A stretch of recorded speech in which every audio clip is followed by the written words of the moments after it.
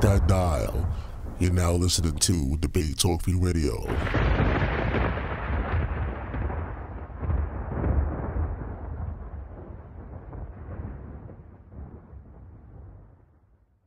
I come to you today in peace. My name is Imuna Yisrael, recent author of The Angry Quote-Unquote Black Woman Syndrome Revisited, Volume 1, Her Mind.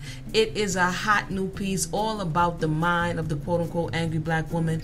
How does she operate in this society? How has slavery affected her? Just opening up really a 200-plus-year-old stereotype. So if you haven't taken a look as yet, go ahead over to www.imunayisrael.com and you can definitely check that out. Or you can just go to Amazon and look up Angry Black Woman Syndrome Revisited and see us there. You can check me on all social media, Twitter, Facebook, Periscope, YouTube, everything under Imuna Yisrael. So until next time, thank you for tuning in and definitely be the change that you desire to see in the world. One. Brother B.A. Ben Abraham, and I'm your host of the Man Up segment on Debate Talk For You platform. The objective is for all brothers from different walks of life to come together, link up, and build on matters concerning all various stages of life. If anyone would like to reach out on concepts and ideas, you can reach Brother B.A. at radicalrhyme1984@gmail.com. Again, radicalrhyme1984@gmail.com. Tap in. Let's build. Shalom. Shalom.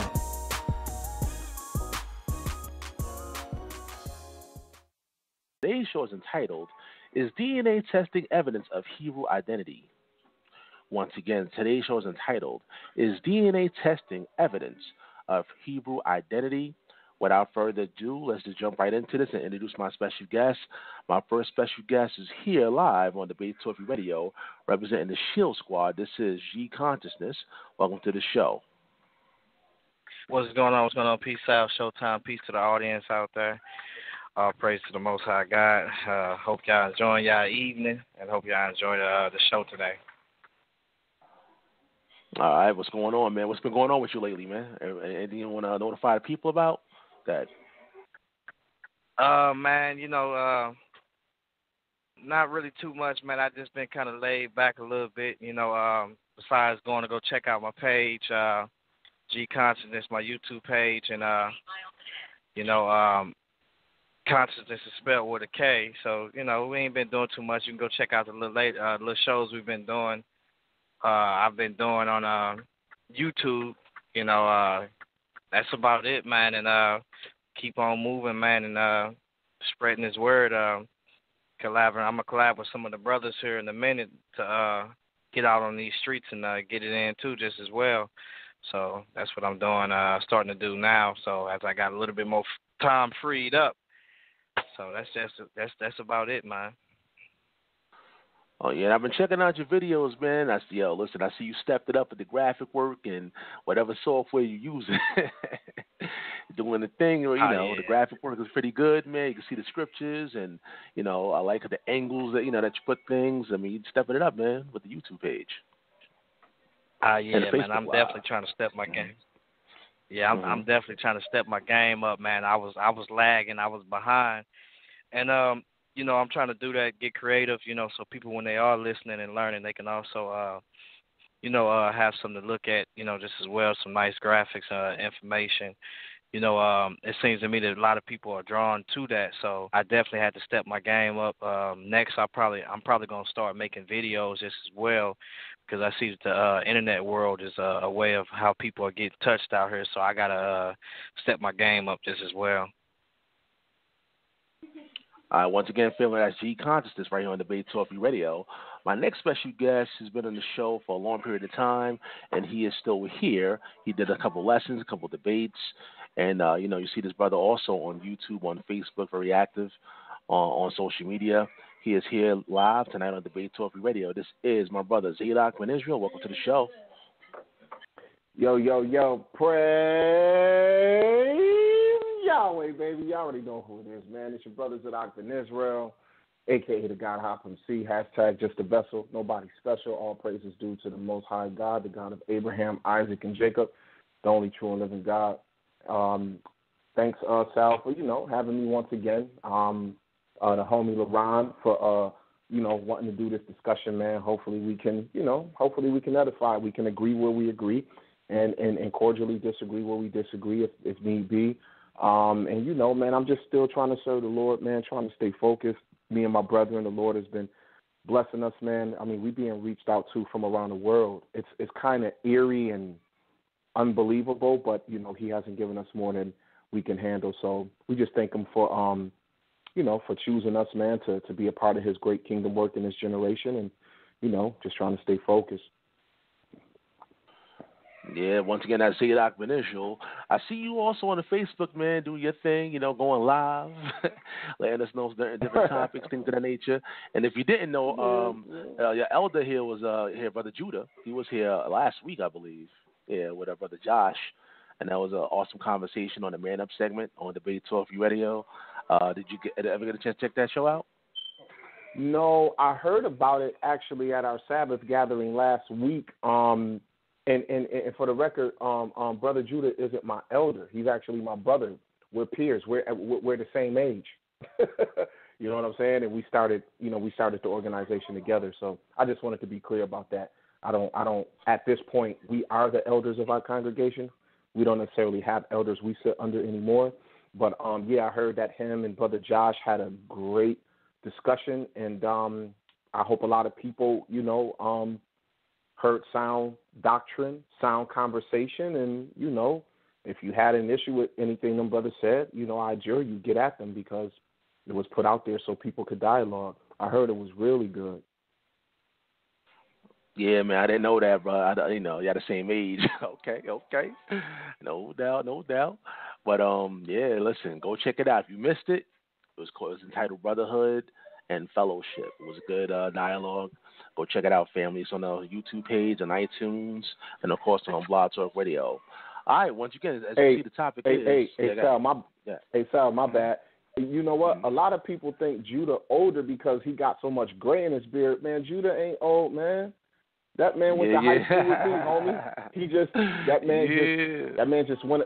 He just go up on the mountain so much and try to, dip into the light that he keep coming down a little greater every time. That's all that is, man. Judah ain't old at all. A lot of people be surprised when I say that, but I'll be like, yo, if that man didn't have that big beard and all that gray in it, you wouldn't think that. He just grayed up quicker than all of us. That's all.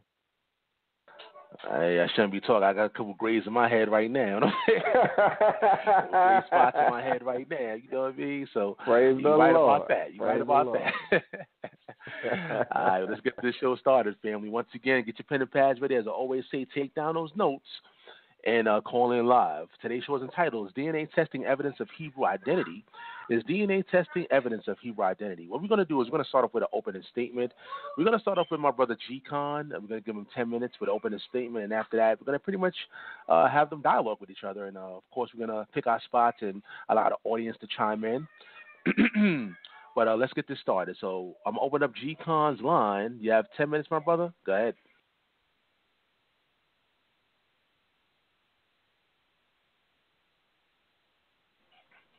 Hello, G.Con, are you there? Oh. Hold on 1 second. Yeah, G.Con. Can you hear me? Mic check. I got you now, brother. Yeah. So, all right, cool. I have my mic muted. I just want to give a shout out to that brother Zadok for taking the discussion, man. And I had some things going on earlier on, and we was able to do it. We wasn't able to do it at that time, but I'm glad we're able to do it now. And it's always good to speak with that brother, man, and get edified just as well and build. One of the reasons why we picked this topic was because I think that for the most part, what we see that's going on in Israel, far as what's dealing with the Jews, in general, and then African Americans that's in America now. Some of them might be Jews and some of them might not be. And so there's been a lot of talk lately about people saying that they're blood Israelites. And so, when you make the claim and you say you're blood Israelites, we want to kind of get off on the topic dealing with genetics and stuff like that. So I thought that it would be a great topic to kind of get off into some of those things. And so, basically, I wanted to just get off into some definitions before I get started. So when we go into the dialogue, we can look into those things just as well. So when you talk about haplogroup, just a basic, simple definition. A haplogroup is a group of genes in an organism that are inherited together from a single parent, and a haplogroup. And it says a haploid from the Greek, which means haplos, one-fold, simple. In English, group is a group of similar haplotypes that share a common ancestor with a single nucleotide polymorphism mutation. More specifically, a haplogroup combination of alleles, which deals with the chromosomes, at different chromosomes regions that are closely linked that tend to be inherited together. So then when you start dealing with DNA, which is deoxyribonucleotide acids, is a thread-like chain of nucleotides carrying the genetic instructions used in the growth, development, functions, and reproduction of all known living organisms and many viruses. DNA and we can stop right there. So then we start dealing with the genome. The genome is basically like a biological or molecular map that's in your body. It deals with your genome sequences, dealing with your DNA sequences within your body. And so it says molecular biology, genetics. A genome is the genetic material of an organism. It consists of the DNA or RNA in RNA viruses. The genome includes both the genes, the coding regions, and the non-coding DNA, as well as the genetic material of mitochondrial DNA and also chloroplast as well. So then when you start getting off into stuff like autosomal DNA and stuff like that, autosomal DNA would be in the sense of like when you start dealing with chromosomes, like if you on your Y, which is your paternal chromosome, or your mitochondrial DNA, which is from your maternal, then you'll have like autosomal DNA, like mutations on the X and on the Y, and so these things are passed down between both parents, and so. Once these things are outside of the sex chromosomes, is your autosomal DNA, and those things that are mutations that are on those very chromosomes that are passed down. I think between like 150, you gain between like 150 mutations. When each child is born, just about it's 100 to 150. So that child is picking up different mutations. Now these things could take place due to environment change. Diet, things of that sort. Also, when we talk about sexual selection with different groups of people coming together, and stuff like that. So this is how that actually takes place. And so when we start looking at DNA, it's really nothing to be afraid of. Or when you start looking at genetic testing, or what we see, what we share. Within what in each individual share closely within them, or from a long range within them, they have this shared genetic information. And so we look at these mutations that we see that's in the genome. We can actually look at these sequences, and some people may say, well, these things are one organism A to organism B has this amount of change, and therefore at this constant rate we can determine the time that this mutation will take at this constant rate in this day. But in the past it could have been farther. So I don't promote that these mutations that we see that at this constant rate today takes millions of years. I believe in the past that these rates of mutations from these organisms of changing from one organism to the next organism, and the amount of change actually is something that happened at a rapid pace, possibly after the flood. And so we see that like certain haplogroups has what you call subclass that comes from those original haplogroups of those group of people.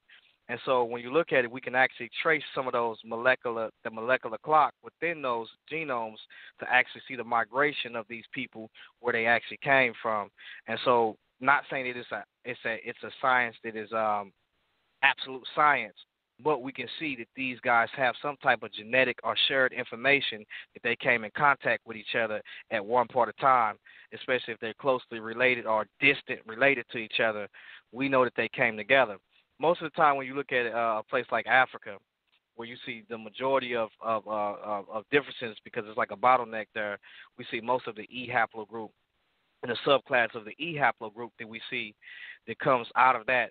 We know that group or those groups started there because the majority of that E is there in that group.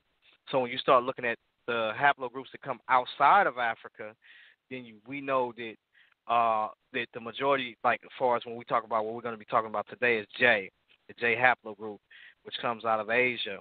And so we see the migration of these mutations among these people that goes their separate ways. We see J1 comes up out of, I believe, West Asia, and then we see it also migrate down into the Near East, as well as into Europe, as well as we also have J in North Africa just as well. And so in South Africa, because we also see that some of the Ethiopians carry J1C3, which is what we call the Cohen gene. And so we see that they migrated from Yemen and came across. So we see that this haplogroup, this J marker, has been moving around a bit, just as well as when we start looking at the E marker as far as E1B1B. We start looking at that marker in North Africa. And so what I'm saying is we kind of look at the Jewish people today, and we can see that they carry these markers, whether if it's their haplogroup or whether if it's autosomally speaking. These people carry a lot of these shared genes with other groups of Jews that are culturally Jews around the world that have never came back to the land from the first two dispersions. They stayed distant and stayed also within those certain lands. And so when they do a test, they kind of find that these groups genetically share something with each other, that are saying that they Jews. And so the Ashkenazi Jews is something that I want to question today, because we know that the 13 Tribe book and some of Aaron Elhock's work, that he did, kind of go against some of those things. And so that's what's in question today. Is those Jews that we see today, can we genetically see that they trace back to other Jews that are around the world that culturally have some of the things that we see that Israel had that never came back to the land? So with that, I just want to end on that because I know I'm pressed for time. All right, family. Once again, is DNA testing evidence of Hebrew identity is the topic of this dialogue. The number to call in is 319-527-6239. So now let's go to Zadok Ben Israel with his opening statement. It's going to be 10 minutes each. I'm going to open up his phone line and go ahead. Hey, salute everyone. God bless. I'm thankful for the opportunity once again. Want to shout out all my Kata followers, all my Dojo participators. God bless y'all. What's interesting about the question that is the topic for tonight? My answer would be yes, if we were 100% positive of where the DNA samples that start the registries are coming from.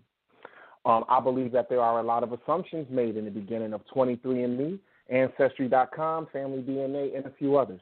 And so with that being said, these things are questionable. We're dealing with a science that is only about 20 years old in the context of trying to determine these modal haplotypes and, this, that, and the third. So my thing is this, everyone.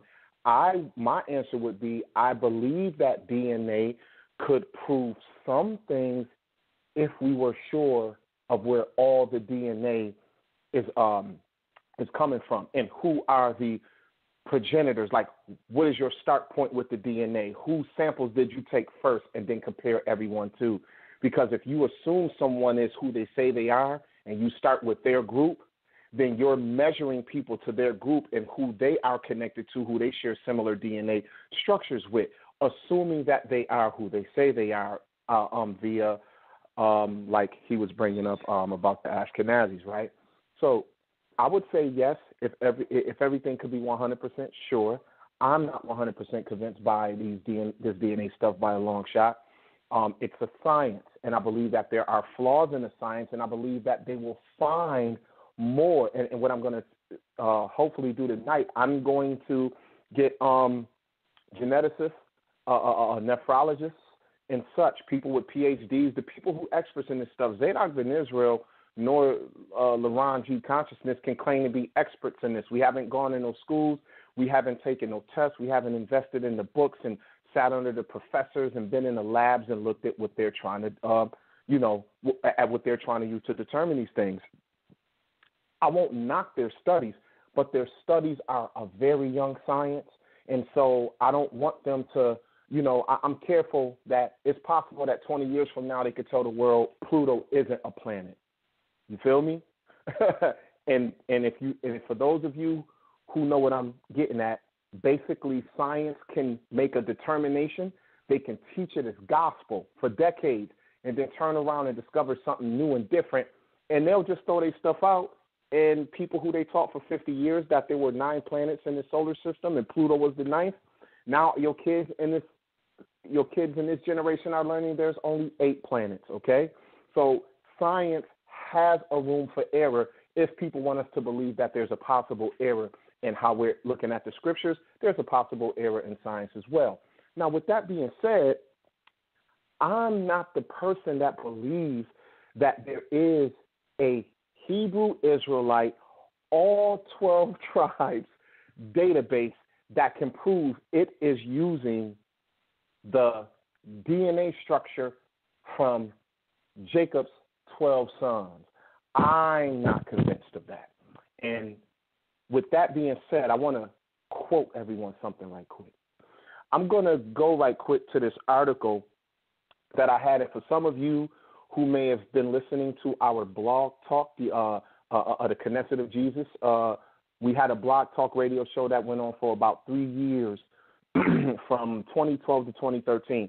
Some of you may have heard me deal with some of this back in 2013 in a teaching that I did on DNA. So I'm not new to this, just for the record, but I want to share some stuff with you. This is out of an article, everybody, that you can find in the U.S. National Library of Medicine, National Institute of Health journal listings. And this is an article that was published online. The article is from 2014, but they published it online January 21st, 2015. So this article is from 3 years ago, and it is titled, it was submitted to the Journal of Frontiers in Genetics, and it was under the title, Genetic Markers Cannot Determine Jewish Descent, and it is by Raphael Falk. I'm going to give you his credentials. Raphael Falk is out of Department of Genetics and Program for History and Philosophy of Science at the Hebrew University of Jerusalem. Now, this particular article he wrote, it was edited by, I think, the gentleman that the brother just brought up, Aaron El Hayek, I believe, from the University of Sheffield in the UK. But it was also peer-reviewed by Yulia Igorova from Durham University in the UK and Veronica Liphart from Free University in Berlin, Germany, okay? And Raphael Falk is a well-known correspondent for the History and Philosophy of Science Department at Hebrew University of Jerusalem. So I'm just going to read this part of this article here, and I want y'all to listen to this. It says, who is a Jew? An ongoing dispute is, are the Jews a religious community, a socio-cultural entity, an ethnic biological classification, or what? The discordance is wide and has affected also Israel's courtrooms. The leading article of the Israeli daily Haaretz of Friday, October 4th, 2013 says, the defeat of Israeliship. This is the quote. The refusal of the Supreme Court to accept the plea of 21 citizens, most of them well-known veterans of movements of civil rights, to recognize them as belonging to any Israeli nation is another expression of the failure of the civil struggle for the image of Israel. So after 65 years of supposedly Israel being back home, they are still struggling to identify in the government even. How do you determine who is of Israel and who is it? Continues. Now, this is out of the Haaretz. the Israeli daily paper. It's like a Wall Street Journal over there. 65 years after its establishment, the authorities do not recognize an Israeli nation, disconnected of a religious definition or ethnic belonging. So people are coming to the land claiming to be Jews by religion, and some are coming to the land claiming to have ethnic ties. In their decision, the judges deny the existence of an Israeli nation and assert that it has not been proven that an Israeli nationality disconnected of a religious definition or ethnic belonging exists.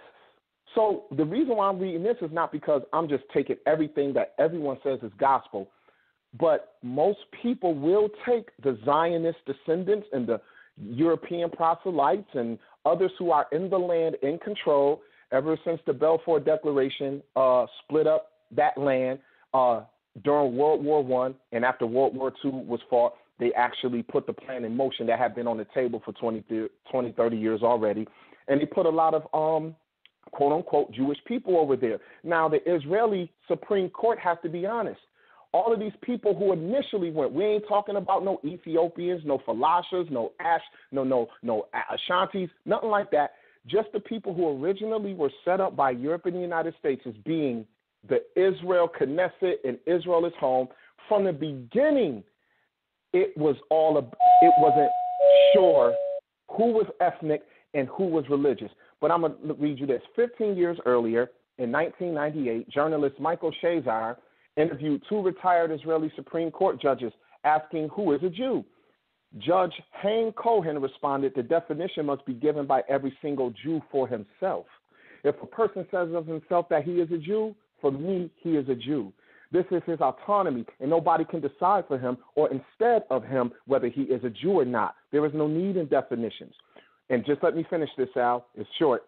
Retired Judge Menahem Alan emphatically contests this argument. He relies on the decision of the Knesset concerning the law of return. The definition of the concept Jew in this context is he who was born to a Jewish mother or converted and does not belong to another religion. This is the lawful definition in the state of Israel, and in my view, this law is most essential. Otherwise, we have no Jewish nation. Notice that the government today does not follow Torah protocols in determining who is a Jew. So even when we start to talk about this, know this: as LaRon and I sit and talk tonight, the Israeli government to this day and the people who run the country still don't have the answer 100%. I yield. Thanks.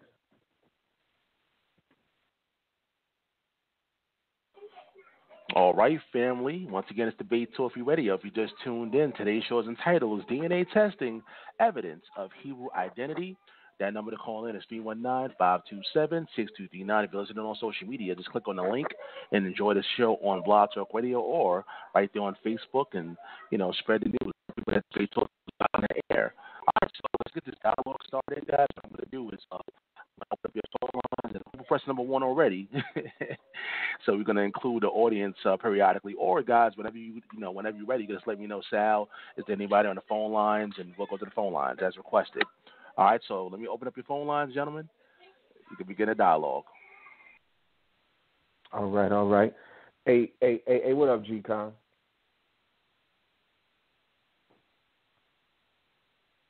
G.Kon, unmute your mic, bro. Hey, G.Kon, you there? Can you guys hear me? Yeah, we can hear you now. You guys hear me? All right, cool. Yeah. What's going on, brother? What up, bro? I'm cooling, man. Hey, I wanted to finish something that I was reading in that article.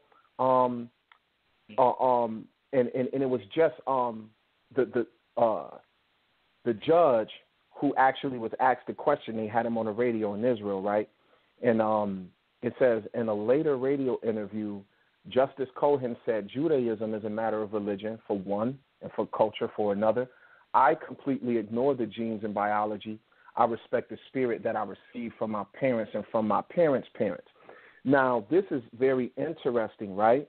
Because it goes next. It says, in a recent book called Jews and Words, the Israeli author Amos Oz and his daughter Fania Oz Salzberger insisted that it has been the Hebrew language that formed the thread which kept Jews together across generations. Jewish continuity has always hinged on uttered and written words. Ours is not a bloodline. but a text line. And then one more quote. The author of the recent book, The Myth of the Jewish Race, a biologist's point of view, Alain F. Korkos and his family managed to escape in time from the jaws of the pro-Nazi, anti-Semitic Vichy regime in southern France in 1944. Following a detailed analysis of the history of the Jews and Jew hatred, the author summarized, many Jewish and non-Jewish writers find it difficult to accept the idea that Judaism is simply a religion and that Jews who abandon the faith are no longer considered Jews. So the reason why I'm bringing this up, right, is because when we get into the genes and we get into the genetics of the matter, which is it's a science that's younger than the article that I just read, right? So the point that I want to make, and I want to hear how you would respond to it. My argument is just as much as I think it's impossible for every black person walking through the ghettos of America to take a DNA test that proves that they're somehow Israelites, because I'm questioning the beginning of the gene pool, or the material used to create the first beginnings of the gene pool. They are finding the same difficulties over in Israel. And that judge was interesting because he's passed laws in this land for 3 decades as a Supreme Court justice being considered a Jew. And he says, look, man, the genes and the biology at the end of the day ain't going to matter for me because the spirit my parents put in me is going to always make me a Jew. So what that means is, what if he took a DNA test and found out he was more Polish than anything? For him, he's saying, I don't care what the DNA test say. Couldn't no one tell me that the life I've dedicated to this nation and this people and to Torah and to the laws of the land, I'm not a Jew. So it's either going to be ethnobiology or it's going to be culture-wise. And so do you believe that people who may claim an ethnobiological Jewishness or Hebrewism or whatever are more valid than those who would claim it by culture? No, actually, I believe that, what a Jew is we know what it is in the scripture when it says a Jew is somebody that is circumcised in heart, especially in regards to when you're dealing with a natural Jew, one that is born from Abraham. So, so I agree to that when you start talking about that, and I understand the judge's position on that, because his position is that we shouldn't look genetically to see who is a Jew or who is not a Jew, because when you look at the Torah, it doesn't use that. A person that is a Jew or practicing the Jew religion is a person that is spiritual, if anything, and lines up according to what this book is saying, and is in fellowship with Christ. And so when you look at when you look at, like, for instance, you can be a Jew, or I'm gonna say you can be an Israelite but not a Christian, because a Christian is one that follows Christ. And so we know that, you can be an Israelite by blood but not actually a Christian. And so it's the same thing with dealing with this is you can be a Jew in the Jew religion, following the cultural aspect, be saved, and all of those things are those that are, are some of those that are not even, don't even believe in Christ, or whether they, will in the future or they don't now. So my thing is that I definitely agree that, it's not really based upon what your race is genetically. But when you have people that are going around saying that those Jews are not the real Jews, as far as bloodline, they have no genetic ties to the Middle East, or when you talk about the other Jews that are in other places, as far as the Sephardic, also the Mizraim and the Moroccan Jews, and these other Jews, the Sumerian Jews, the Babylonian Jews, they never came back to the land. And so when you got people that's going around this in America, that's making this out of an issue, saying that we're the blood Jews, and they don't understand, that you can be defeated on the level of dealing with spirituality, as well as as well as bloodline, as well as genetically. Because if you want to get into a genetics, then we see that there is no ties, that come with that. With the majority of Americans is here in America today. There's African Americans.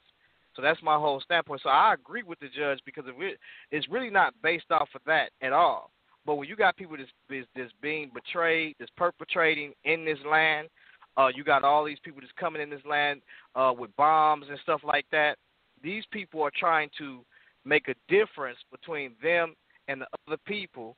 And if they're going to use genetics to do that and enhance that science or try to, use that science to help out, I think that's a great determining factor to be trying to use actually, because it's getting to the point to where they do want to build a border and to where people can know that, hey, look, this is us over here, and I'm pretty sure the Bible actually say that's going to happen, and whoever joins with them.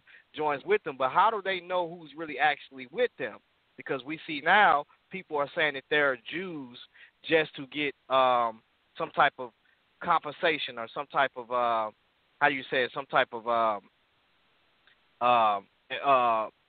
support, trying to get some type of support. So that's how I would answer that, is that we know that that's not really the importance of it. To be honest, people are making that very important. So this is why they are using the science to show people that, hey, we should genetically share something with each other if you're saying that you're this. Whether it's distance or close up, we should share something.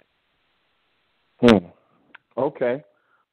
Now that I could now see, I can dig that, and to a degree. Christ said that the measure that you meet a matter, it shall be met back to you, I believe. So for those who would come around and say, well, we are definitely this and that's that, well, you do know there's going to be an army on the other side saying, prove it then. If you saying we not and you are, then we saying we are and you're not then. And let's see who has the ammo to win the battle. That's just going to happen. People are going to call in tonight. Some people are going to come at you. They're going to come at me. And that's fine. It's going to be a whole bunch of non-expert hood scholars who read books just like me and you do, bro. You know what I'm saying? Who are coming to these unequivocal, undeniable, unturnable, you wrong, I'm right conclusions. So my thing is this. Now, I am suspect of the DNA pool and how it started. Now, what I want to do is this. I'm going to read a brief paragraph out of an article by a South African geneticist and pathologist, right?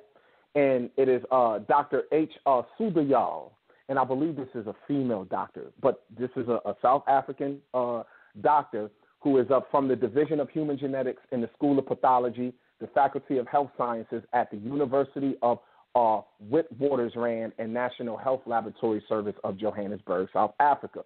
She has a PhD, an MSc, and a BSc. So she's a highly, and hopefully I'm not getting her wrong. It could be a male. I'll just say that this geneticist and pathologist is a highly decorated South African geneticist. And the conclusion they have is, they say, while it was not possible to trace unequivocally the origins of the non-African Y chromosomes in the limba and rimba, this study does not support the earlier claims of their Jewish genetic heritage. So you have people in South Africa who are geneticists who are challenging the genetics of European Jewish geneticists and American geneticists. Who's right, who's wrong when they all carrying around? A lot of us put stock in the certificate on the wall. So this person who got 3 certificates, what makes them more wrong or right? And this study is on CMH and J haplotype and the limba-rimba people. I'm not going to read the whole article. I just want to read this one part. This geneticist talks about the beginning of the Cohen modal haplotype Y. It says, the doctor says, the origins of the codomodal haplotype Y chromosome research. Dr. Karl Skorecki, A Kohen of Eastern European parents was attending synagogue one morning. The Kohen called up for the Torah reading that morning was the Kohen who was called up for Torah reading that morning was a Jew of Sephardic background. So you got Dr. Karl Skorecki, he's supposed to be from the from Aaron's line. He has Eastern European parents, and at this Torah reading on the Sabbath in Israel, there's a Sephardic Jew who's standing up to read the Torah. And it says this Sephardic Jew parents were born in North Africa. Dr. Skorecki looked at the Sephardic Kohen's physical features and considered his own. They were significantly different in stature, skin color, hair, and eye color, yet both had a tradition of being Kohanim, direct descendants of one man, Aaron, a brother of Moses, right? So it says the Kohanim are supposed to, they're supposed to be able to trace themselves back to Aaron and stuff by tradition. Ain't no DNA test yet, but by tradition, this is the claim. Jewish tradition, based on the Torah, is that all Kohanim are direct descendants of Aaron, the brother of Moses. The Kohen line is patrilineal, passed from father to son without interruption for 300 years or more than 100 generations. Now, that's the claim, not the proof, but the claim. Dr. Skorecki considered, according to tradition, this Sephardi Kohen and I have a common ancestor. Could this line have been maintained since Sinai and throughout the long exile of the Jewish people? And as a scientist, he wondered, could such a claim be tested? Being a nephrologist and a top-level researcher at the University of Toronto and the Rambam Technion Medical Center in Haifa, he was involved in the breakthroughs in molecular genetics, which are revolutionizing medicine and the study of life sciences. He was also aware of the newly developing application of DNA analysis to the study of history and population diversity. The reason that I say this is because the original Model J type was started by swabs from Skorecki, the rabbis in his temple, and others there. That is the beginning of the J haplogroup testing. So whatever they have in them is already being claimed to be original by tradition. So when they go out into the world and test others, how does the DNA database for the J haplogroup, at least to determine if you are Kohen or not, how do it get to start with them and the world just like, oh yeah, that's what, yep. I have an issue with that because I believe if the roles were reversed, and let's say that would have happened in Benin, where there was in ancient Dahomey land, where there's a rich tradition of people over there who claim to be Israel, and they've claimed it unbroken for millennia. If the same thing would have been done there, and it would have started with them having some E1B1 traits in them, and now you got these guys, Skorecki and them in Israel, their J modal haplogroup would have taken them out of consideration for being Kohanim if the tradition would have been different coming from another place. So what I'm saying is that we can't 100% just trust the science. I don't think it's and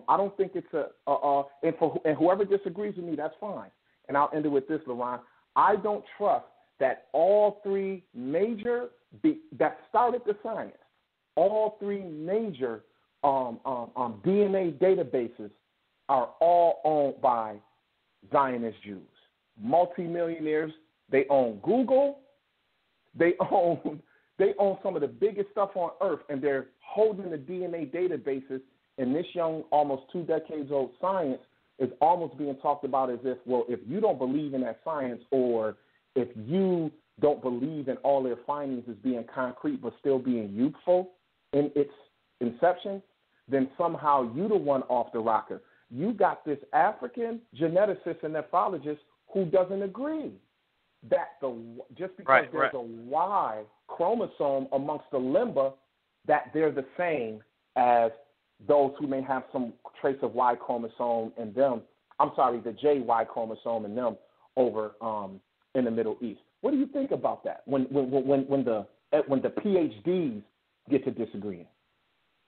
Right, but one thing that you fail to realize is that we all agree that the J haplogroup or J1C3 is a subclad of JP209, which originates out of Asia. So I guarantee you that person with a PhD would not reject that haplogroup or that mutation upon that SNP it came up out of Asia. They wouldn't reject that. And so when we look at it, we can see that even though you look at these Kohen or these people that call them priests culturally, we can see the migration of those Limbas coming out of Yemen, because we know that haplogroup that you're talking about, which is that J haplogroup, did not come from those Jews. In other words, it predates them. And so that haplogroup, that subclad, actually comes from JP209 of those people that's in West Asia, and we actually, see a lot of that group that's up there. So when you look at it, we see the J1. Cool. That's cool. I could dig that. Right. So it's really about the migration. And so when you say E, right? When you said E, the majority of E haplogroups are E. Let's say EV38, which comes out of South Africa. That started in South Africa or the Horn of Africa. We can see that it has subclads, which is EM2, which is what I am. I'm EM2, which is a part of E1B1A. And so when we look at it, there's like around, I want to say, so many subclasses of E that's in Africa. That's how we know that it started in Africa, because that mutation took place in Africa. Now, when you look at that marker, the J marker, when you look at J1C3, that marker right there is something that the Limbas share with the Kohen and also, the Ashkenazis and also the Sephardic Jews. So there's something that's genetically tied there. But if you want to say that, okay, well, because they have this marker, that doesn't mean anything, there's possibly not a tie there with a close tie, but there's a distant tie there, we still can say the migration is definitely there.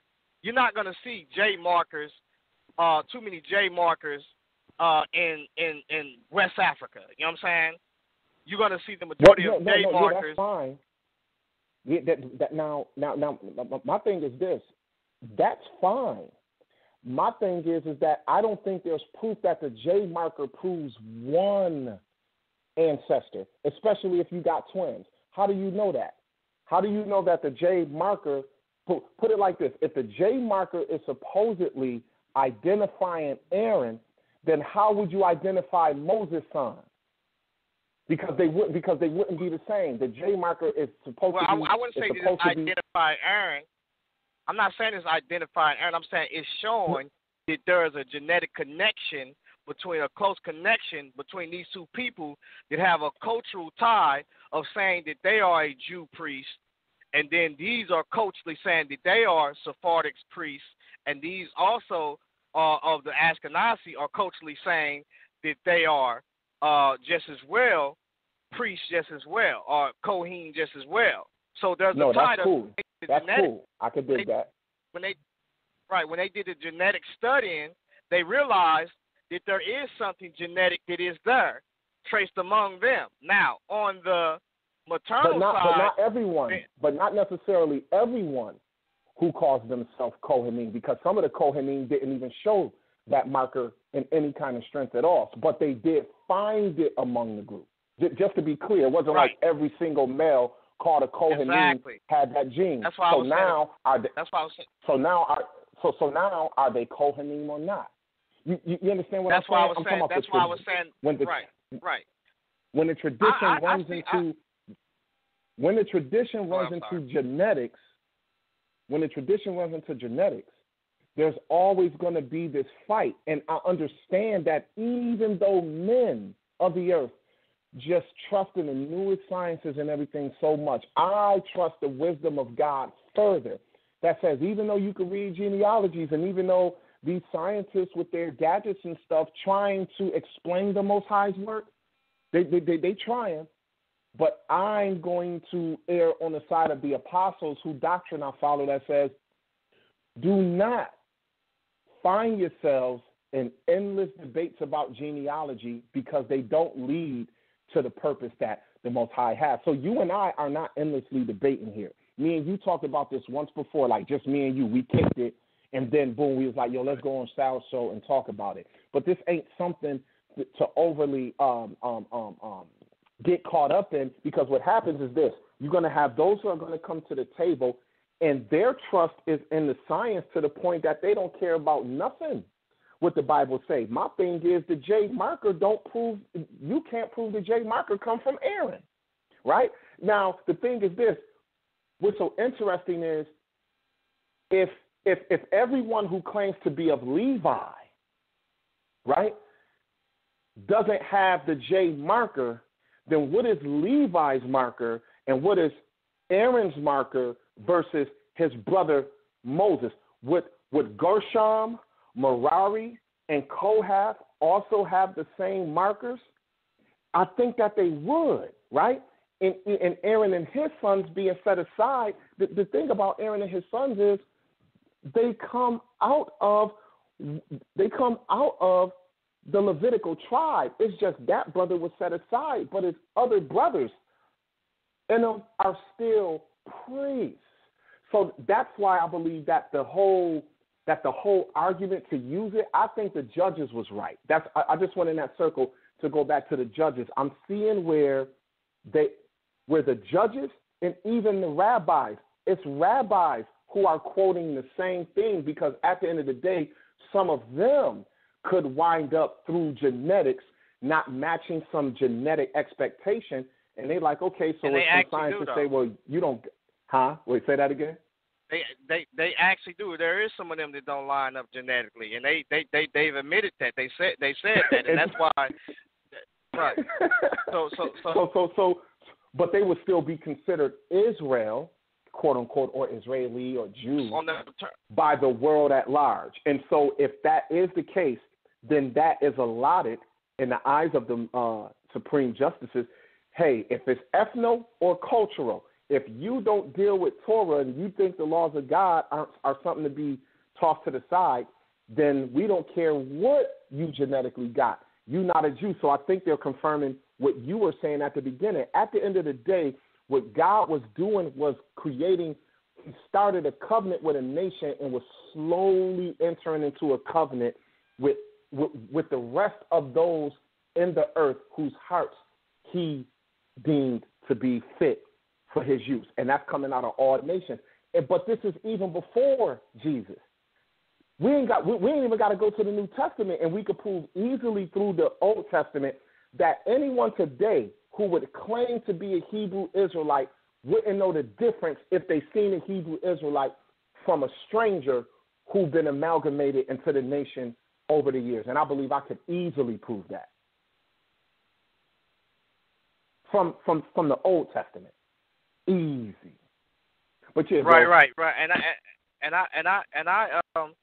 I definitely, there's no disagreement there, but we definitely need to look at taking consideration when people are saying otherwise, when they want to go and say, well, these people are not tied here, they're not tied there. They might say, well, they're not following the law. Well, the Bible actually says that he's going to turn ungodliness away from Israel because they've been blinded in part.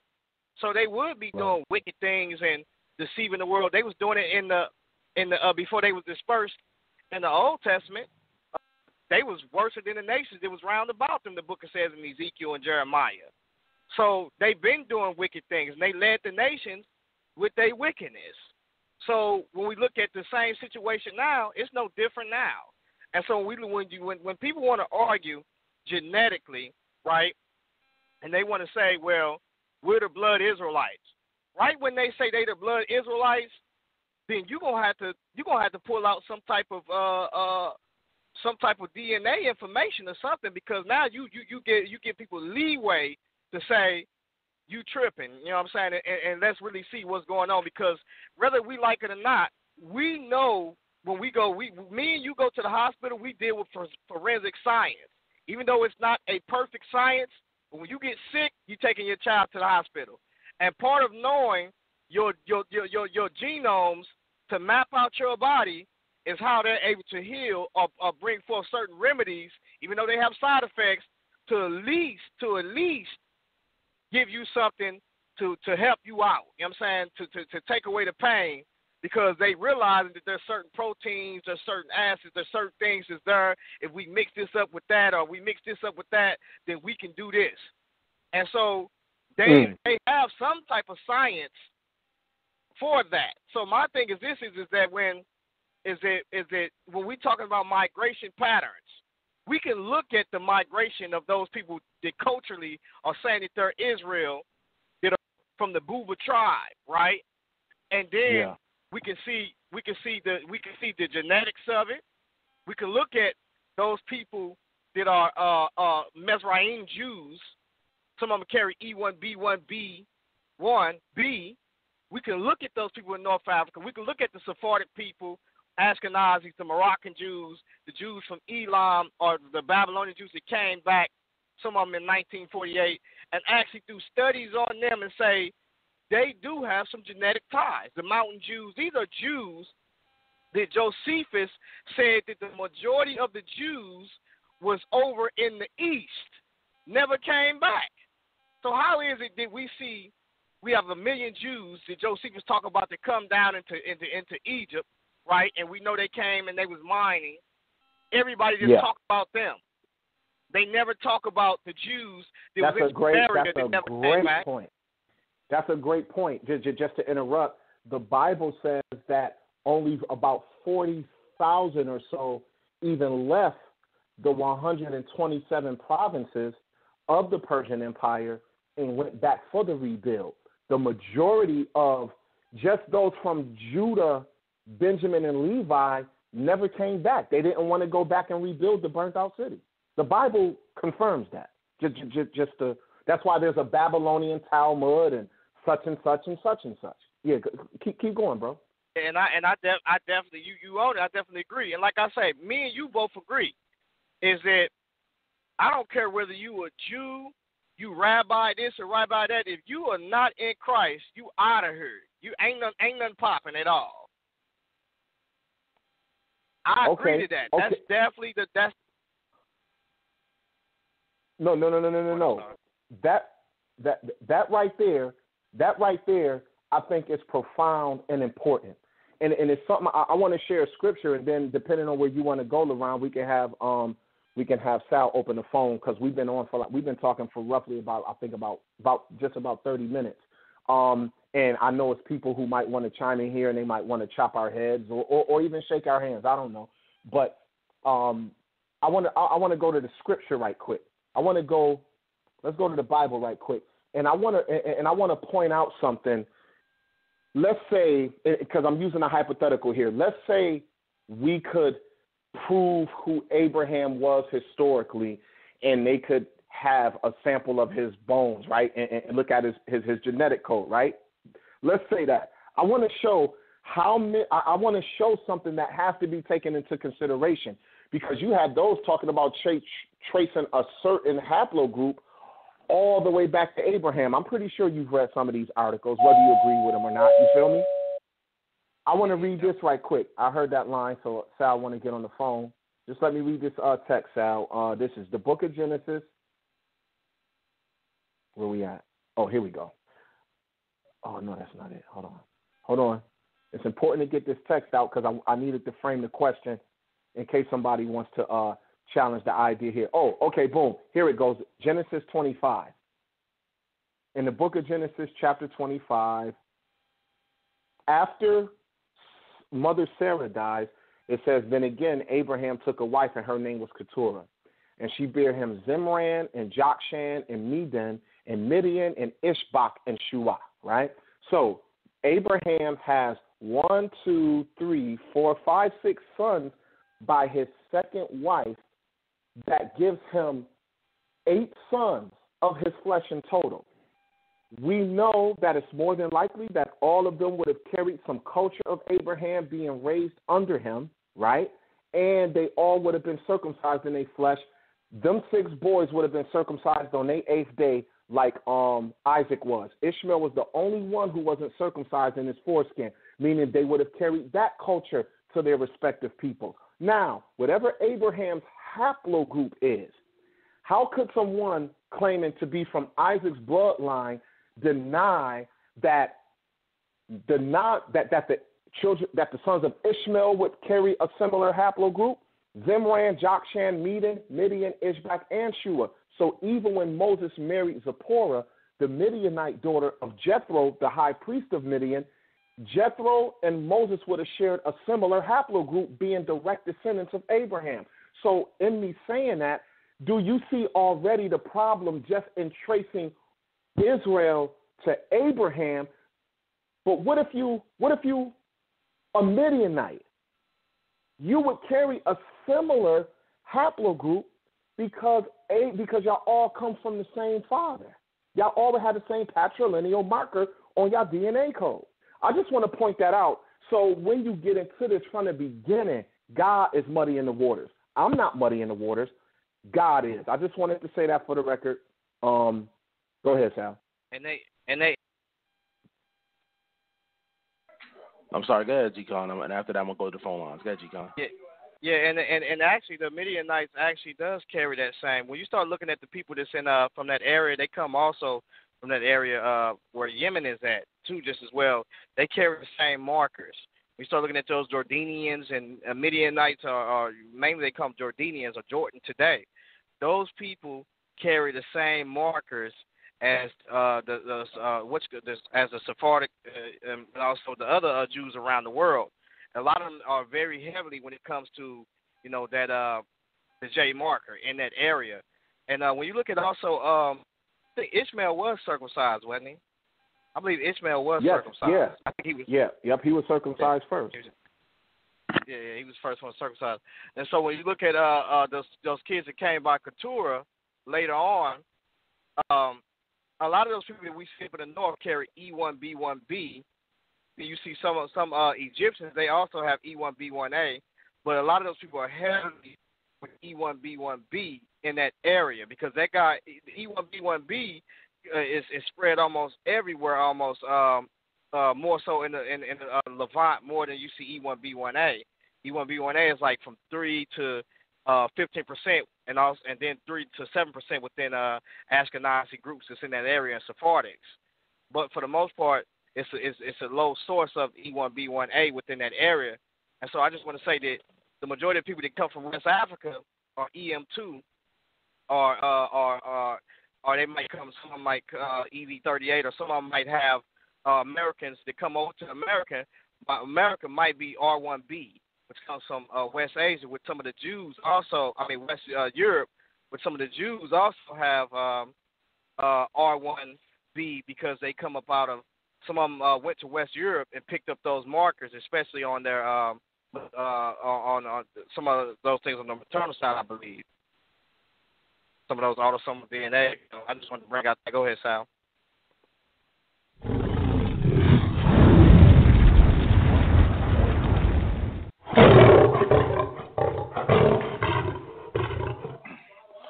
All right, family, it's time to go to the phone lines. That number to call in is 319-527-6239. If it's first time calling in, when you call in, you got to keep it clean, family. Keep it professional. Let's go to the phone lines. Let's see what you guys got to say about this topic. Is DNA testing evidence of Hebrew identity? Let's go to a Skype caller. You're live on air. Shalom, Sal. This is Anonymous Hebrew. Hold on one second, man. I got my son. Hold on. Baby Jude.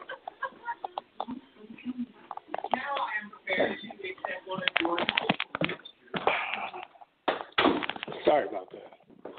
Shalom, Zadok. G.Konsciousness, how y'all doing? All right. Peace, right?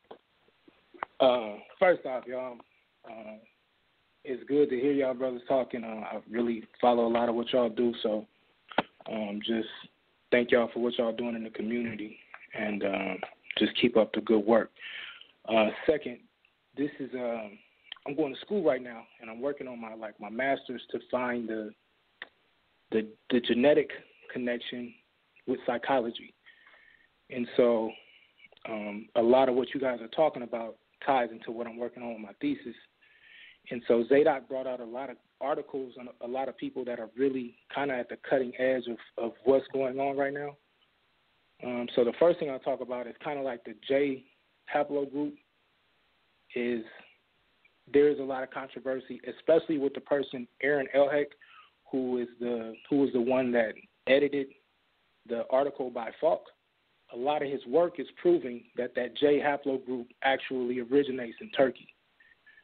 So I know G.Kon has said that it originated kind of like in Asia, but it's actually like more northern, like Northeast Asia or Northwest Asia, not just strictly like Southwest Asia, but it's more like Northwest, even further going into the Turkey area. That's what the genetics is starting to show. Also, I agree with what you guys are saying about the Ashkenazi kind of being split, where some of them are, they do have that J haplogroup, but then a lot of them actually admit that they're converts, right? So we see that.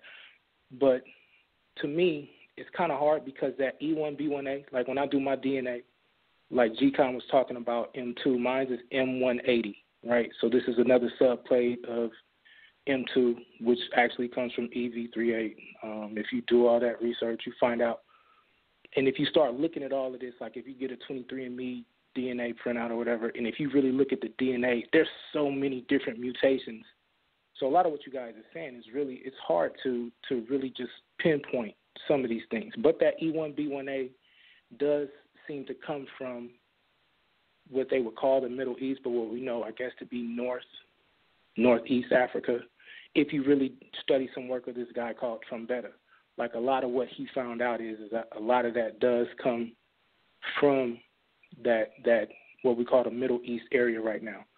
So I think eventually we will find that there is some connection between a lot of us, and I don't think it's going to be that J group, because the other point that Zadok brought out was that the sample group, we don't really know that sample group. It would be really great if we could get a sample group of, say, like the Afro-Asiatic bones from Avaris, because they would really kind of tell us a story, and it may even link up to ours. But the final point that I wanted to get into, and this kind of goes into what both of y'all was talking about when it comes to Christ, is if we study what's called epigenetics, and I don't know how familiar you guys are with this, but, epi being above, genetics being basically heredity. What you find out now with geomolecular scientist by the name of Bill Lipton, a lot of what his work is showing is that the cell is actually influenced not by the nucleus, but by the skin and by the senses. And this ties a lot into what Jesus was saying when he was saying, if you were of Abraham your father, you would do the works of Abraham. What we find out with epigenetics is your beliefs are what ultimately, your beliefs and what you do, the things you eat, the type of lifestyle that you keep, is ultimately what dictates how your cells will respond. It won't change your overall genome, but it causes different mutations in the cell where it can activate and deactivate things like cancer. It even goes so far as to dictate the mental makeup, right? It can give you mental disorders as well as deactivate mental disorders. And this is why I think the Torah is so important, because by changing our beliefs and changing the things that we once did, i.e. changing our diet or changing how we view our brothers, how we treat people, how we operate in everyday life, these things get passed down from generation to generation, right? And while you may have a person who is inherently violent, if he learns to change his mentality through Torah, that seed will then pass down to his son, and that son, that violent gene will now be dormant, right? So, and this is all pure research. I can give you guys my email and we can exchange some articles. But ultimately, what science is starting to do is really starting to prove a lot of the things that we can see happening and being taught in the Bible. But just finally, I agree with you guys on a lot of what you were saying. I do ultimately think that we will be able to trace that E1B1A to some of those ancient Jews, or what we call Israelites. But that's just my personal thought, and there's a lot of things we'd have to go really deep in there, and I can show you why. But I appreciate what y'all doing, and that's all I really got. Let's go to G.Kon. You want to respond, G.Kon? Go ahead. Yeah, I think that for the most part, as I stated earlier, the J haplogroup does not, its origin is not with the Jews.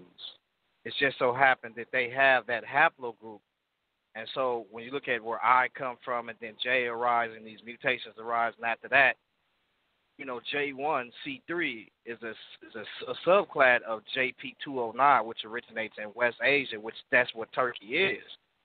Turkey is West Asia, and so when we look at it, when you look at Israel, we just talking about the migrations here. We can look at these letters and actually say, well, this is where this person migrated, and this is where the origin of this at, because the majority of this haplogroup or subclad is in this area, and we can actually see that this mutation carried itself and linked up with these people that was down in Arabia, that was in the Middle East, and then they came with J1 and all types of other J's, just as well as J2, because these are other mutations that comes from that the subclass mixing with each other, but the origin of it is JP209, which come up out of I.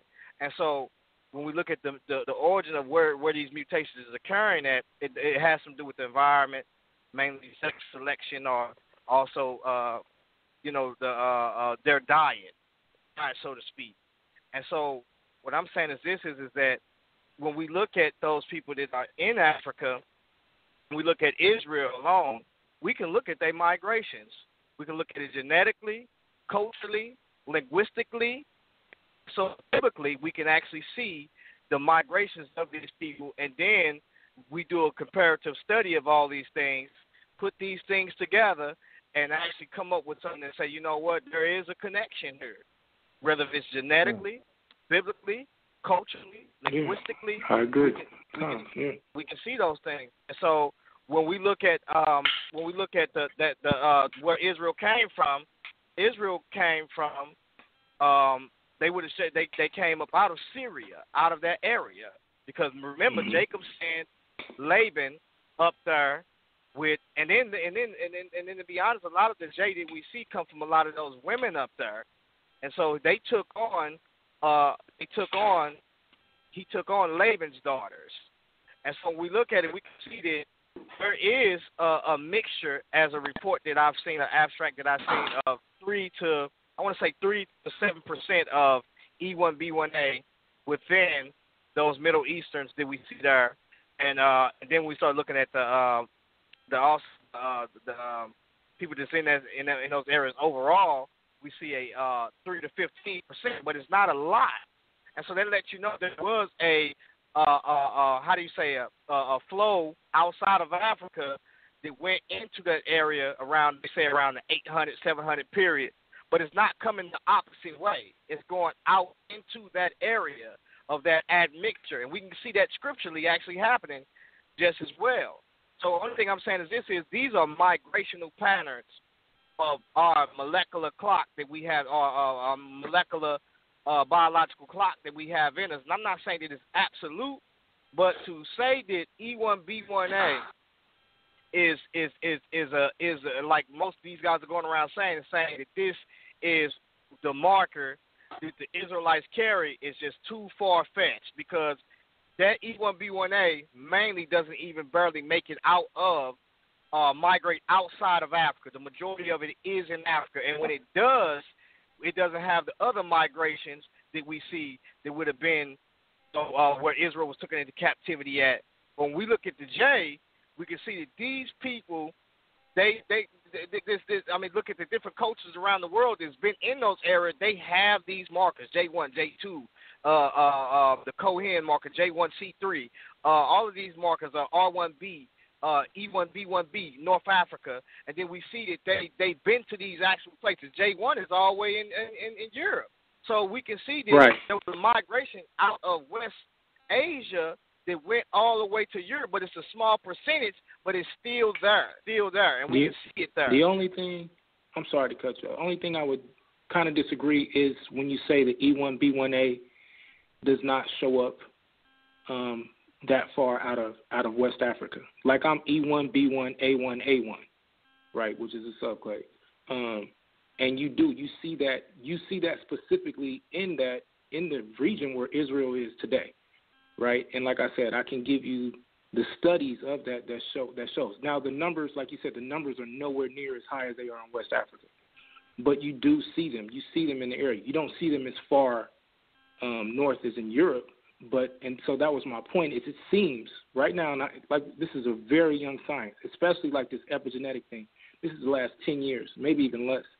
But it seems right now that the origin of a lot of that it does come more from the Caucasus area.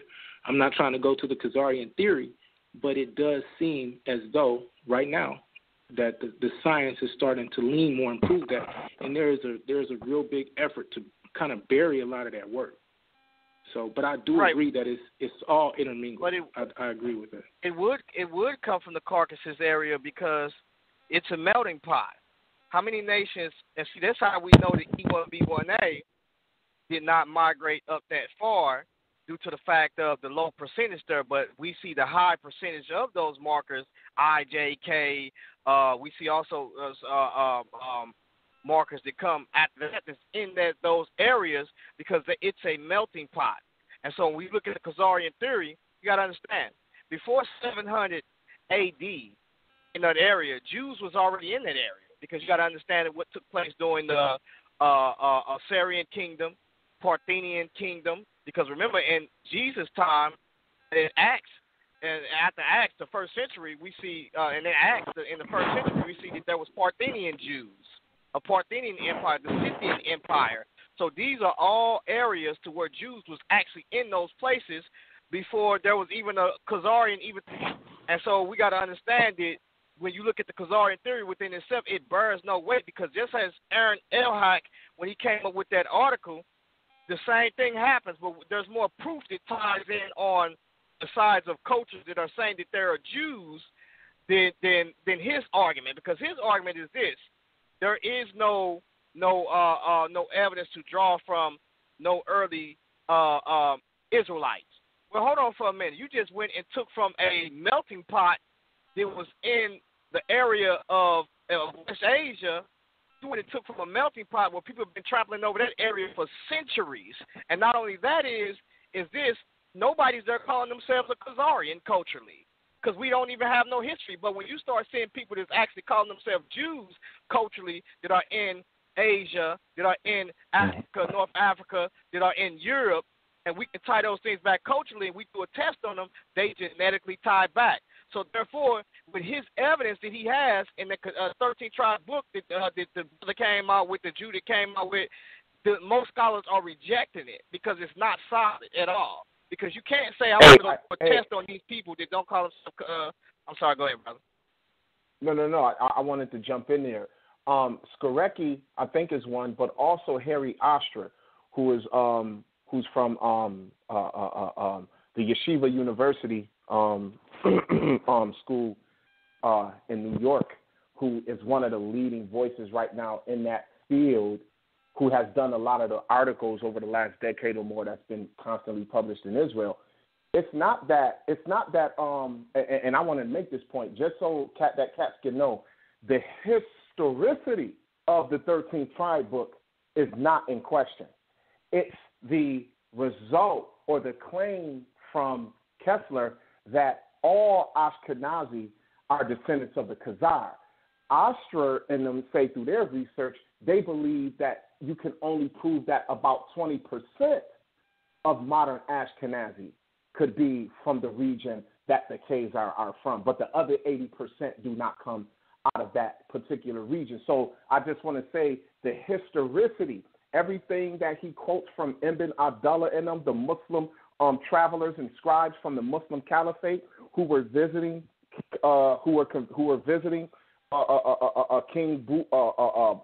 King Bulan and all of them at the same time that the Byzantines were sending their people there, trying to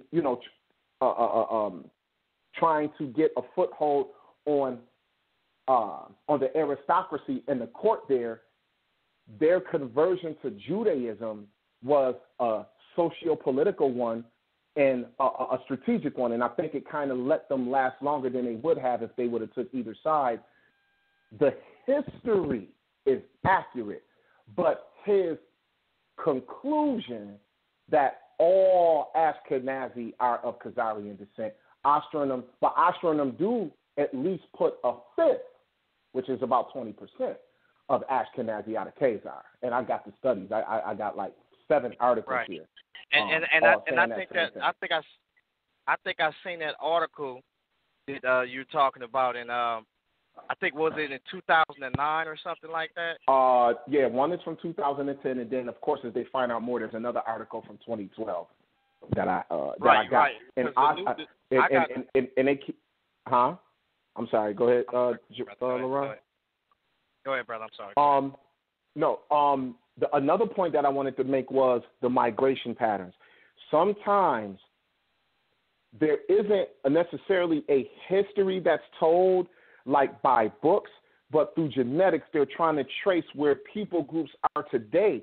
They aren't always taking into account where people groups were in mass in ancient times. So I want to give you an example. Today, the E1B1 or EM, however y'all say that one, the one that most people put on Africans from sub-Saharan Africa going all the way down into South Africa. If we believe the Bible, and if people want to point out that those people in Africa today, the majority of them are the descendants of Ham. The descendants of Ham, according to the Bible, would have at one time their haplogroup would have had to have dominated what today is the Middle East. Canaan, according to the Bible, had 7 separate small city-states or countries that developed, and the Pharaoh out of Mitzrayim ruled all the way up to the Tigris and Euphrates. And we got the big stele of Ramesses, who basically made a stele of himself sitting at the Tigris and Euphrates. He actually made a truce with the king of Babylon.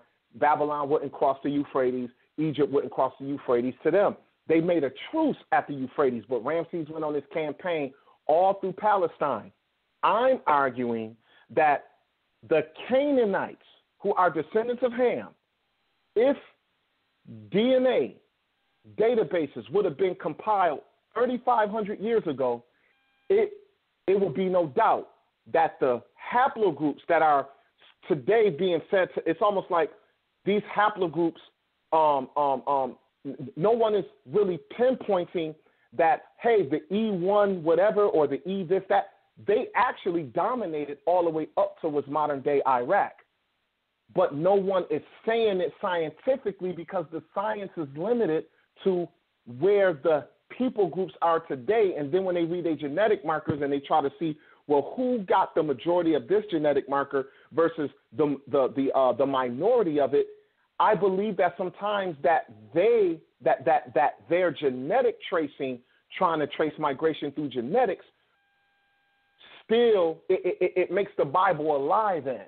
So what I'm saying is that as believers, while on one hand we hold genetics in our hand, we have to take into account that today, that what the Sephardic Jew haplogroups have great numbers today in modern day Libya and Lebanon and Egypt, and then going into the Middle East and into Palestine and abroad.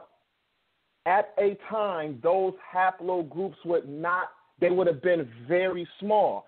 So when you look at what would be considered the dominant haplogroups in Western Africa today, Sub-Saharan Africa and down, and then over to the West, at one time, them haplogroups would have been the dominant haplogroup in Northern Africa.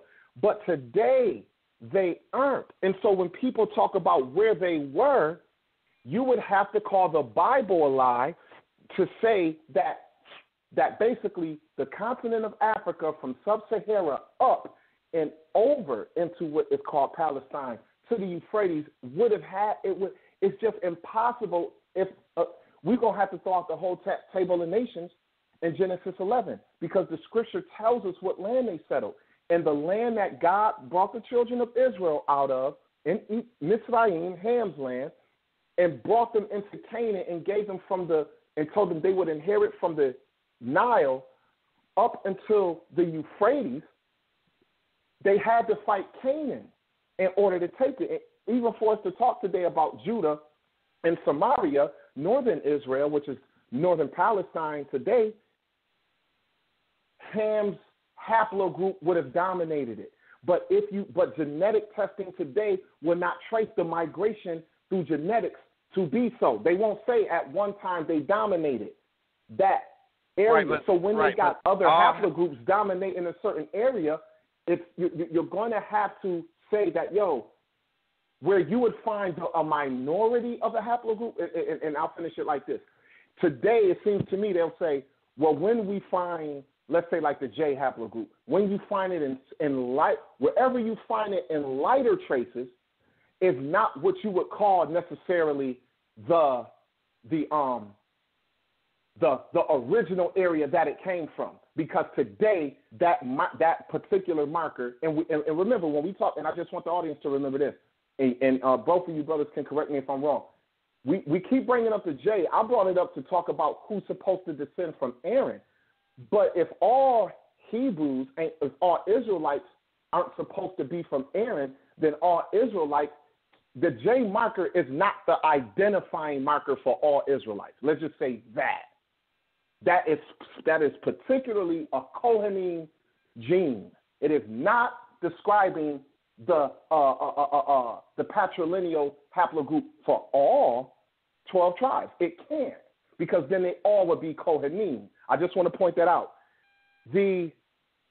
So today, if you find the E marker, if that's what you want to call it, that haplogroup, if you find it in very light numbers today in the Middle East or in northern Africa or on the other side of the Sahara, it would seem to indicate that some people migrated there, but not that at one time that was the dominant haplogroup there. And do you understand the point that I'm making?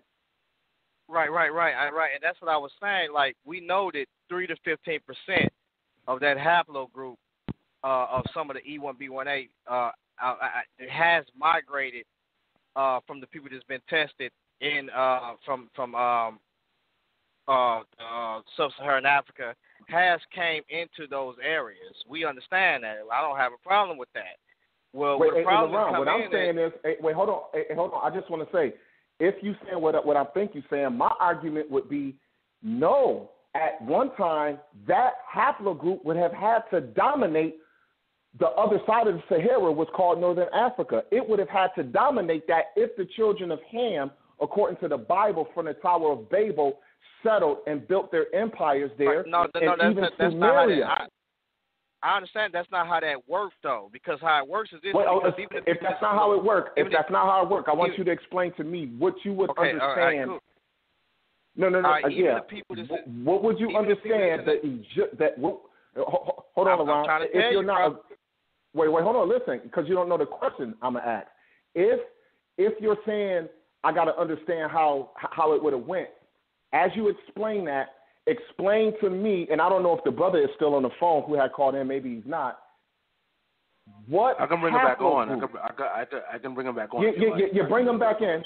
What haplogroup would have? What haplogroup would, if the people in the Western? My thing is, I believe you would say that those in Western Africa and Sub-Saharan Africa are the children of Ham. That's what I'm. No, listen, bro. That's what I'm telling you. You saying it. Listen, bro. If you notice, I always stated it's dealing with the environment, climate, and their diet. Culturally, the diversity that's in Africa is so diverse. This is why we have the majority of E subclass, because it's so diverse. Now, when you look at Ham, right? I'm not saying it's Ham, because we got Canaanites, as I just said, if you look at it, when it says the out of Africa mixture took place around 800 to 500. I think they said BC off an article that I read. It says that on there, it says that this happened. It says that there's 3 to 15%, but this is among, guess who? The Levant area. Guess who's there? Canaanites. So when you look at Canaanites, like for instance, when Norma went up into the north, he meant Asiatics that was in the north, that was in Egypt. So when you look at it, it's not saying that I'm not saying that all Hamites are E1B1A. No, that's not what that's. Oh, that's not what cool. That's about. Okay, cool. Right. Okay, cool. So I misunderstood you then. Okay, cool. So where these people migrated at is where they picked up. Right, where the migration is at is where these people actually picked up these mutations. Whether if it's a Jew, whether if it's a son of Shem, Ham, or Japheth. If they was in those areas, they would have picked up those mutations in those areas, and culturally, from a cultural perspective, this as well too. Now, just to be honest, so we can know this, when you look at Herodotus say that Egypt was not Africa, Asia. And well, he didn't say that specifically, but he said that in other words, it was Asia on an ancient map that is actually Asia. And so when you start looking at Afri or the people of Afri, that's Libya. So when you look at those areas of that's coming from that area, when Norma, which is a 3100 BC pharaoh, he came up. And he had to encounter Asiatics. We know that because we see the pottery. And so you could be Afro-Asiatic. You could be on the continent of Africa. I got you. That was my point with Avaris too. Like that's my point with Avaris. Like that's pretty much the only real link that we know right now. That these are Afro-Asiatics, and we see the bones. We know that we got those bones. We know that we can see those bones right now. So we can study Avaris more. We may be able to get more information just on the migration pattern. My quick question, G.Kon, are you saying that E1B1A originates in West Africa, or that's the migration into West Africa? Hello? Yeah, he probably muted his mic while you were speaking. G.Kon, are you there? Unmute your mic, G.Kon. G.Kon, he's on the phone line, but apparently he's not I'm sorry, responding. I heard, okay. No, I heard you guys. Because I'm sorry about that. Go ahead. What you that's funny. Brother? I was just... Ask the question again, bro. What you saying? I was just trying to figure out, are you saying that E1B1A originates in West Africa, or are you saying that it migrated to West Africa? Because from my perspective... I'm saying that it comes out of that. Yeah. You saying that it originates in West Africa? Yes, definitely. It originates in West Africa. In other words, not all haplogroups or subclads come out of Africa. It's some that originate outside of Africa. You might have markers that mutations that take place, like we see. It might be a mutation that takes place in America. You might gain a mutation, and so we're eventually what's happening is we're always gaining these mutations. So we name these mutations. We have to name them, or we might say this is E1. So that's the difference, though. So the mutations, though, these mutations, though, they're only happening. Well, I ain't gonna say only, but when we tracking these haplogroups, it's coming from that Y, right? So we know that the mom is a giver, so she gives to both her seed, right? The mitochondria is going to both. It's going to the male and the female. That Y is only going to the male, and that's the easiest one to track. And so when we track that, though, it's older. The further northern Africa on up into that Mesopotamia area, it's older in that area, right? So I'm not saying E1B1A, but especially when we go into EV38 and the further we go, because we know that these subclades have been renamed over the last, how many ever years. It seems the science shows it's older the further closer we get to Israel. It's newer the more further in the West Africa. Like, take, for instance, my specific mutation is newer in West Africa. And the further you go back into the mutations, the further northeast, even on northwest. Into... Right, yeah, northeast, I'm sorry. Right. No, it is northeast. Northeast across into the Levant on up into that area. It gets older. It's not younger. So no, actually, it doesn't get older because the subclass that you're talking about when you start saying E1B1B, they're not older than E1B1A. No. So I'm not talking about E1B1A, E1B1B. I'm not talking about E1B1B. I'm talking. So if we go further in, so I'm E1B1A1A1. then we click to E1B1A, then we go to E1B1, then we go to E, right? When we keep going further back, the closer we get to E, the more we see it. Comes out of Africa.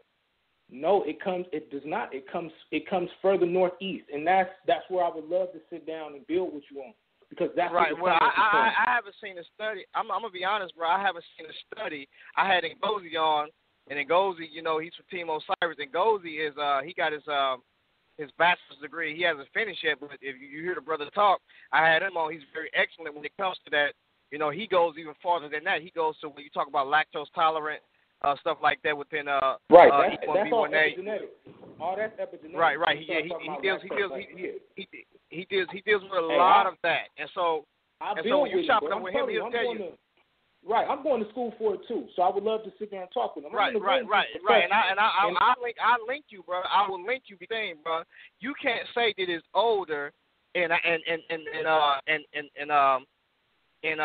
the Levant area when we know where the heart of this actually comes from. I'm not saying E1B1A. I'm not saying E1B1A is. I'm saying the further you go back into how old E is, that's where we start to see that it moves further. So, like I said, us, me, you, all of us M2 babies, we are in that West Africa range, right? But the further you go back into E, especially when you get to EV38, it starts to move further north into the northeast area. I'm just telling you, that's what the science shows. I'll build with him, but we just going to exchange articles. That's right, all but we don't get where's the origin of it. Right, what I'm saying is here's the origin of it. EV38. That is in sub-Saharan Africa. That's where that mutation came from. When it comes from there, or the Horn of Africa, when it comes from there, it's subclass. If you look at all the subclasses of E, the majority of them is in Africa. They've been more so confined to Africa, except when you start dealing with E1B1B and a little percentage of when you start dealing with E1B1A, they came out between the time of what something in those areas with the article that I was given accounts for that, 3 to 50% among the Levant people. I just want to say this for Sal, mute me, because I know you're going to mute me. So, the only point that I'm making, it's coming soon, man. I know you're going to get me. So look. This is my last point, because this goes to the point that Zadok was tying in, and I don't want to get into the English genealogy, but just if we're talking about it's a smaller group when we go further northeast, that lines up with us being ran out of that area. That's the point that I'm getting to, right? We can't take the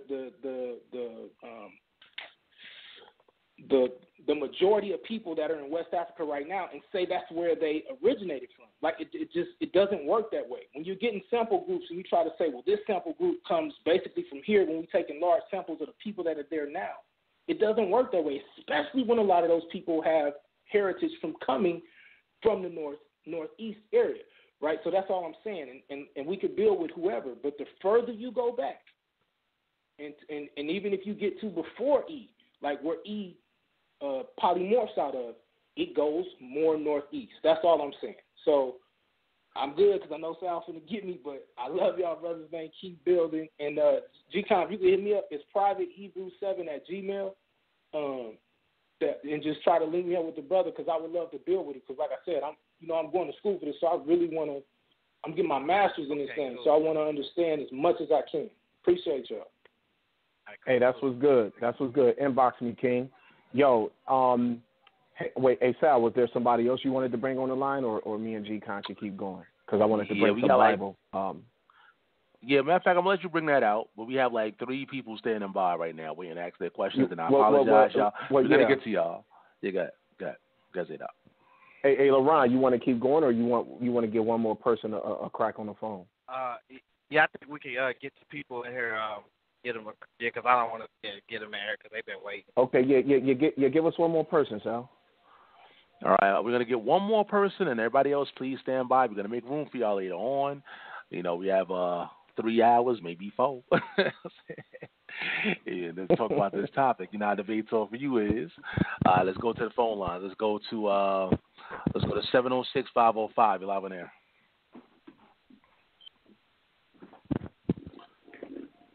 Uh, 706-505. Can you hear me?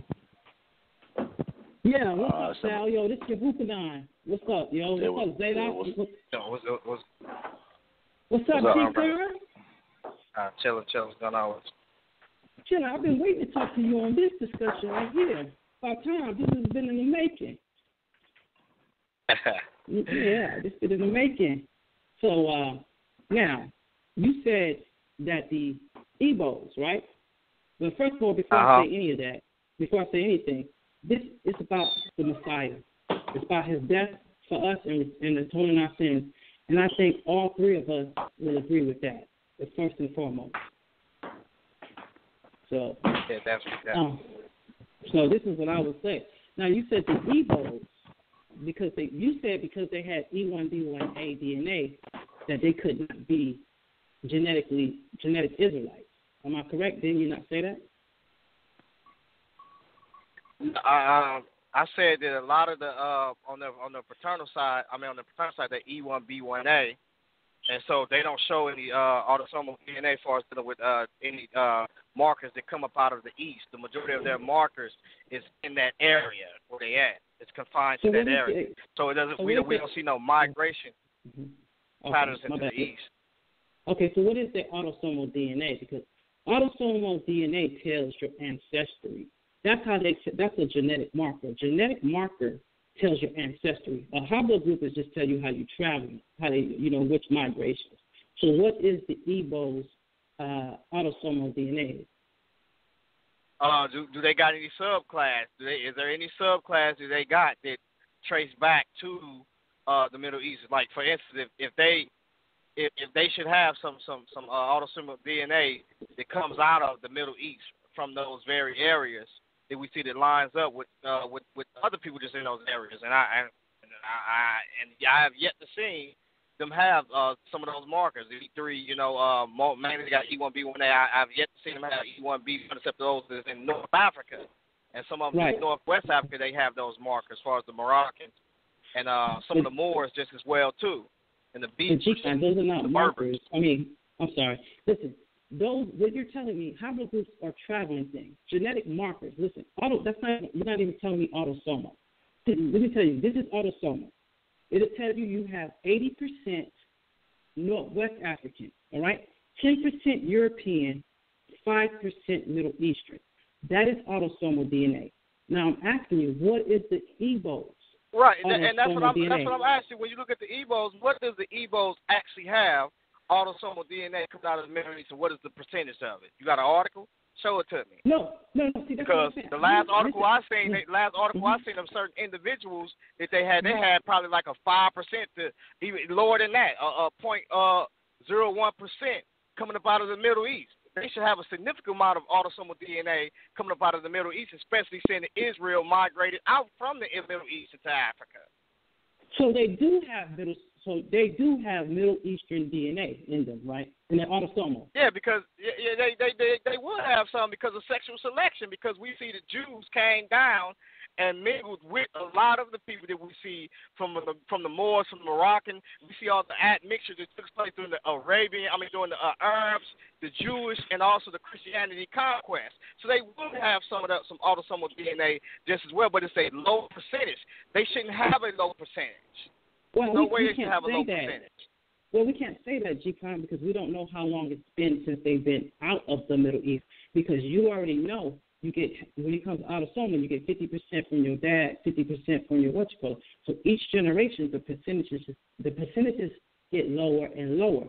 But you taking 23andMe, and you know, like I know, if there's a percentage of whatever shows up, it lets you know on your timeline. It says at one point in time, one of your grandparents was 100% Middle Eastern or 100% Asian. So these guys actually have Middle East descendants. So it might seem like maybe what they're saying is true. Well, actually, West Africa is a product of colonialism, also dealing with what took place during the Arab conquest. All of these people coming into those areas, the whole West Africa, almost North Africa, is almost Arabs. And then you start getting west, and you start dealing with a mixture of Christians and Arabs, and a percentage of Jews is there. But the majority, when we start looking at what took place all through these times, we see the Arab conquest, Jews coming in, Christianity coming in during those times. So even if you see some things that's culturally tied there, and you do see a low percentage of that mixture, it definitely would be there. But if it's that low, listen. The accumulation that we see is the amount of accumulation of change that we see from one organism to the next organism. It should not be. It's a slow rate. It shouldn't be to where at a percentage that they at it's that low. That doesn't make any sense. This is like me. I'm 14%. I'm 14%. I'm 30% European, right? West European. Mm-hmm. Well, my mom is a redhead. So when it talks about I have some Irish in me. Well, when you look at that, you can see that gene that they have for redhead or Irish is something that my mom has, and so I take on some of that as well as me being L3 and also EM2. So when we look at it, I already knew that already. And then not only that is when I actually took my genetic test, I did two of them. I did one from Ancestry, and then I also did one from what is the other place? Me. Now, when I did one from Ancestry, do you know I had people that contact me from my first to my 6 cousins to contact me, and we're just lining stuff up on the family tree, linking all the pieces together. So genetically, there's something that's definitely there. So they tracing something there. So bottom line is this is even with Native America, I knew already that I had a percentage of Native America because I knew that some of my ancestors that they was that. You know what I'm saying? So I seen that percentage there. And I already knew it was there. But let me ask you one question America, before you go further. But I'm sorry. Let me ask you a question. So you have a certain percentage of Native Americans. So do I. So you can claim Native American descendancy, right? Because you have some type of evidence that backs that up, right or wrong. Not really. I mean, I wouldn't say that. You know what I'm saying? Because that's not really just how that works. But I mean, I wouldn't say that. But you are a descendant of a Native American, right? Right. I have some of that, but I wouldn't say I can just actually say I'm just gonna go. Yeah. I might as well be able to claim everything on that chart then. Right, but you can. That's what I'm saying. But no, real talk though, because see, this is the thing. We as African Americans, or so-called African Americans, we are a hybrid of people. We have admixtures of a lot of things. But if you wanted to claim Native American ancestry because you are a descendant of a Native American, if I said you were lying, wouldn't I be wrong? I mean, yeah, I'm a percentage of that, but I am more so sub-Saharan African, if anything. I'm more so 78% sub-Saharan African. I'm 78% West African. So I'm more so of that, if anything. You know what I'm saying? And I got some East African in me just as well because on my maternal side, but that's just what I am. You know what I'm saying? And most of my people, they come. I'm hearing y'all talking. Because remember, I'm not the DNA expert. So, and the things that you guys are talking about as far as autosomal DNA. So if you got a little bit of Irish in you or a little bit of Native American, can you just tell me what's the difference between the Irish number and the Native American number in you, Lamar? I think my Irish, I think it was around about like 5% or something like that. Overall, autosomally, I had Western European, but 14% overall. Now, the Native American was like, I believe it was 1%. I think it was 1%, if I'm not mistaken. Now, what's interesting about that is it more likely that in your bloodline, your Irish descendant is the one, the European, because there's only a certain time when somebody in your bloodline would have come in contact with a Native American for that to be on your genetic code, right? And or somebody came in line, or somebody had some, I don't know if it's mitochondrial or what, but the Western European, even though the Native American number shows up smaller than the Western European number, the Native American number does it have a chance to be more of a recent number, even though it's a small number, versus the Irish number? Would the Irish number be a more distant relative than the Native American one? Whether it probably was a Native American female somewhere in your line, you think? Yeah, the Irish would be a little bit more closer. And the reason why I'd be more closer is because, it's really my grandpa. You know what I'm saying?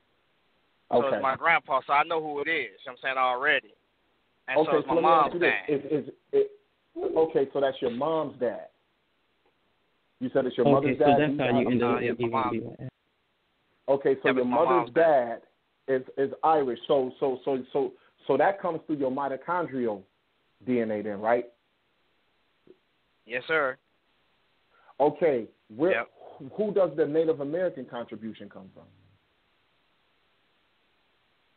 I believe it comes from my dad. And the reason why I say it comes from my dad's side is because the area that I'm in, you know what I'm saying, the area that I was born in St. Louis, you know what I'm saying, and my people migrated to Mississippi. And so, I believe it comes so I believe out there, baby. Yeah, so I think that's what the majority of it where it comes from. Plus, I know that when I look at some of my pictures, we can kind of see some of that as well as some of my people in Chicago. Now, that's interesting to me because y'all teaching me something. So when it comes to your genetic makeup, and then your greatest majority, you said it's like in the 70s as far as West Africa goes. Whatever groups you would be considered to be a part of out of West Africa. All of your West African DNA isn't claiming to be patrilineal. Some of it is mitochondrial too, right? Yeah. Okay, so let me ask you Wait. Yeah, go ahead and ask your question, fam, because me and G.Kon can Okay, yeah. Okay, G.Kon, let me ask you a question because I know you did 23andMe. So what's the timeline? What's the timeline your African DNA starts? And what's the timeline? Don't you have Middle Eastern DNA too on your 23andMe? Didn't that show up as well? I don't think I have any Middle Eastern. That's just it's a low percentage. I don't think I have any at all. If I'm not mistaken, I can't remember. I have to look at it. I'm driving right now, but I posted it on the. I posted it up. Well, you know, I can't see it's very low. You know, I can't. We're not Facebook friends, so I can't see it. Oh yes, so you get the timeline. See your timeline. See, my first timeline starts with Middle Eastern DNA. My last timeline on my 23andMe starts with West African DNA. So right after West African comes the European DNA after mine. So they give you a timeline and show you where do you start off with first on your timeline. So that's why your European is probably higher at 15% because it's most recent, but your Native American is real low because that was more distant, so that it goes further back. Yeah, but you kind of see already what the strong presence of African, DNA right then and there. You can kind of already see the strong presence. And so usually time, even though if it's something that's far distance, like if it's something that's far distance, that somebody that is actually, that's black but they get a test and they get the markers and it's at a high percentage. To the high percentage, that's strongly with what they are. That's strongly what they is, and there was some mixture that was there, but it was a low percentage, very low, and so that's what I think that took place in the past. It was something that was low. Now, if you test somebody like now, here's the thing: if you test my mom, or you probably test my dad or my grandma, it'd probably be more of a higher percentage because they was more so. It's right around the corner of them right there. But me, I'm definitely at a low percentage with that. So I don't know.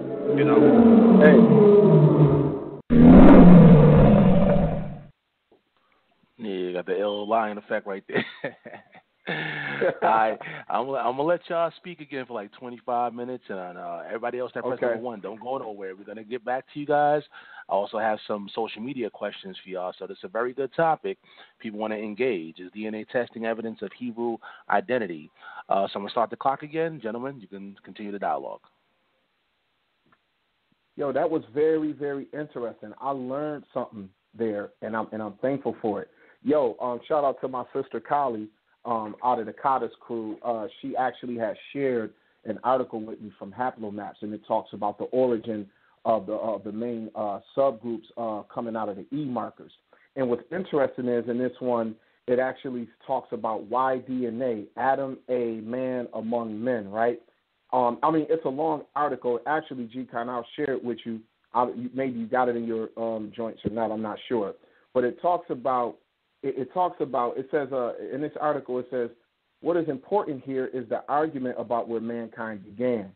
E1B1B is African, while E1A1A is thought to have originated in Southeast Asia. What is clear is that E1A1A is the clade that represents most of modern Asia genetically, and that E1B1B represents most of modern Africa. So is this where you were talking about the mix with you and the guy before, the anonymous Hebrew, G.Con? Is that where the idea of a... Oh. You're going to have to repeat that, brother, because I didn't hear you because I'm traveling at the same time, and so I cut in and out. You're still traveling. Yeah, in the article that my sis sent, they said in this article, it's off the Haplomaps, and they talk about the origins of the E groups and they subgroups. And it says, what is important here is the argument about where mankind began. It says E1B1B is African, while E1A1A is thought to originate in Southeast Asia. What is clear is that E1A1A is the clade that represents most of modern Asia genetically, and that E1B1B represents most of modern Africa. The argument ensues not only about where Y DNA, Adam, first lived, but in echoes across modern arguments in politics, religion, and even economics. The migration of man occurs for various reasons. In Africa, the warming of the planet and the expansion of resources as the Pleistocene glacial period ends. And for E1A1A, which may have experienced the opposite end of that period of climate change with the melting ice, coastal areas flooded and forces island-swelling humans to flee or die. This is one of the explanations for the spread of E1A1A. So when you and the anonymous Hebrew were talking about the Afro-Asiatic, is that what you're talking about? Some haplogroups come from a merging of what would be considered a dominant Asian gene, and today a dominant Asian gene, and today a dominant African gene, and you see that there's a merging of the two some time ago. And some people might have less than the others, but it seems like you got these two E groups, and that's what I think the last brother was saying. What was his name? Yehukanan? I forget. I'm sorry. I forgive me if I messed up his name. But his claim was that when it comes to it was anonymous Hebrew. His claim was that the E group period is a type, and all the E's come off of it. He was saying that the further north you go, that you're gonna go. The E gets older, but people in Africa and people in Asia share part of the E of whatever the original E is. The E1B1B and the E1A1A come from a common E. Right. He might be talking about E1A, which is I think E1A, which is what is it? Is EM132, which is another name for it. And I think it comes up out of it comes from that area from the Natufians or something like the Natufians. They come down.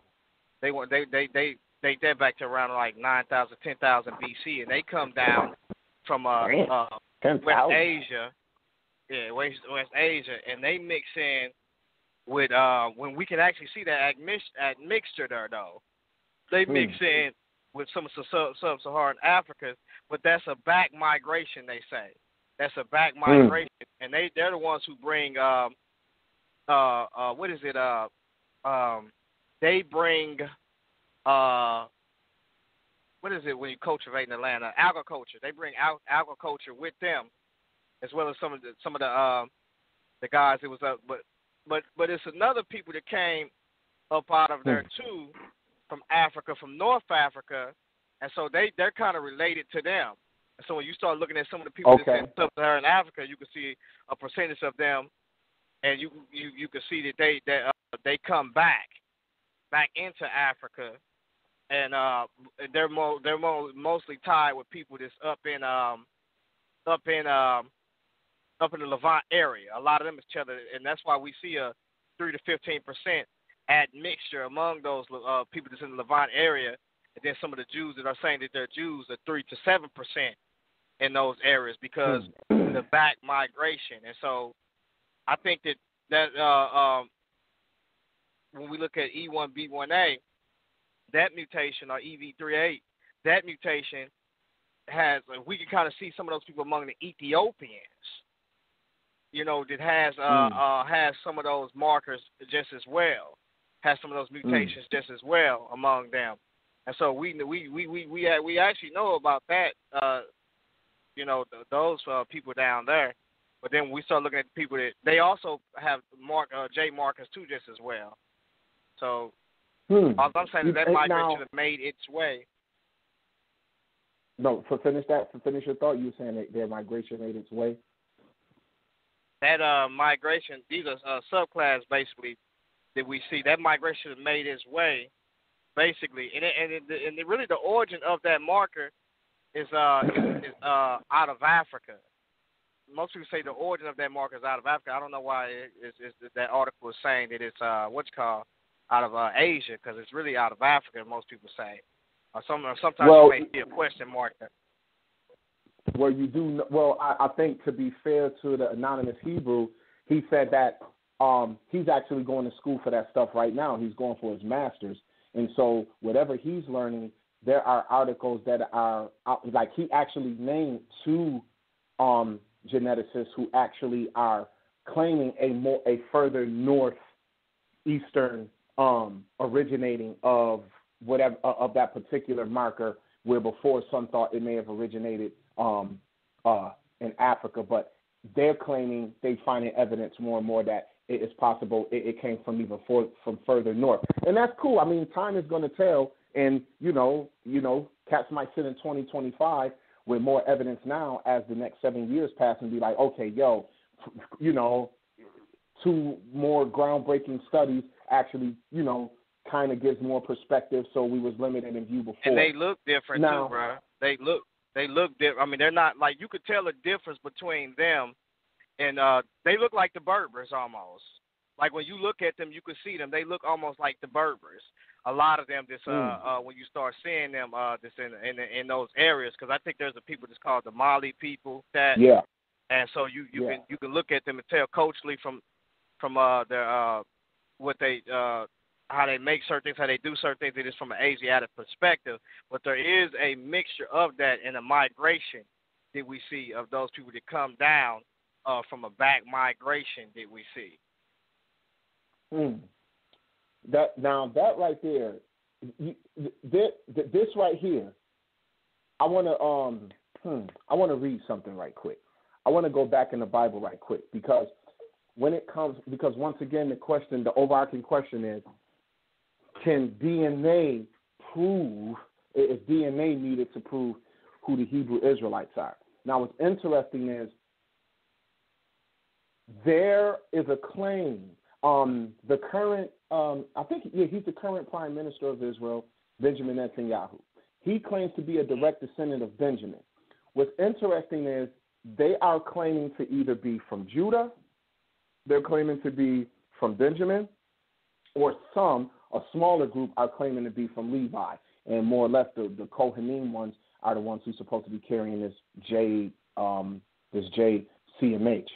Now, you really go into other countries where you hear individuals who are actually claiming to be from Naphtali or Asher or Dan. Like in Sudan, there's a great number of individuals there, and the culture, or should I say the history or oral tradition, is actually claiming among some tribes in Sudan that the name originally was, that the land was originally not inhabited, and that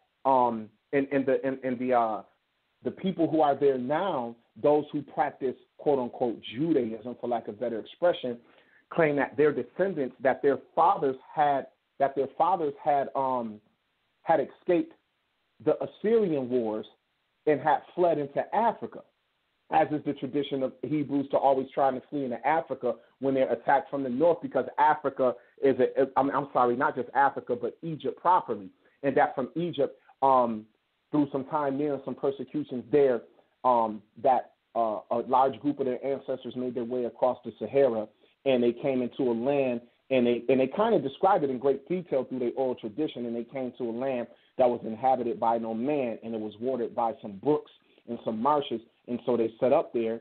And the claim is that the name Sudan, today that has stuck through time, actually was named after Dan. The descendants of Dan wanted to name what they planned on building there after their progenitor, just as in the lands of all ancient times, the people would have a proclivity to name their cities or their territories after themselves. So Judea itself is a large swath of southern Palestine that's actually named after Judah.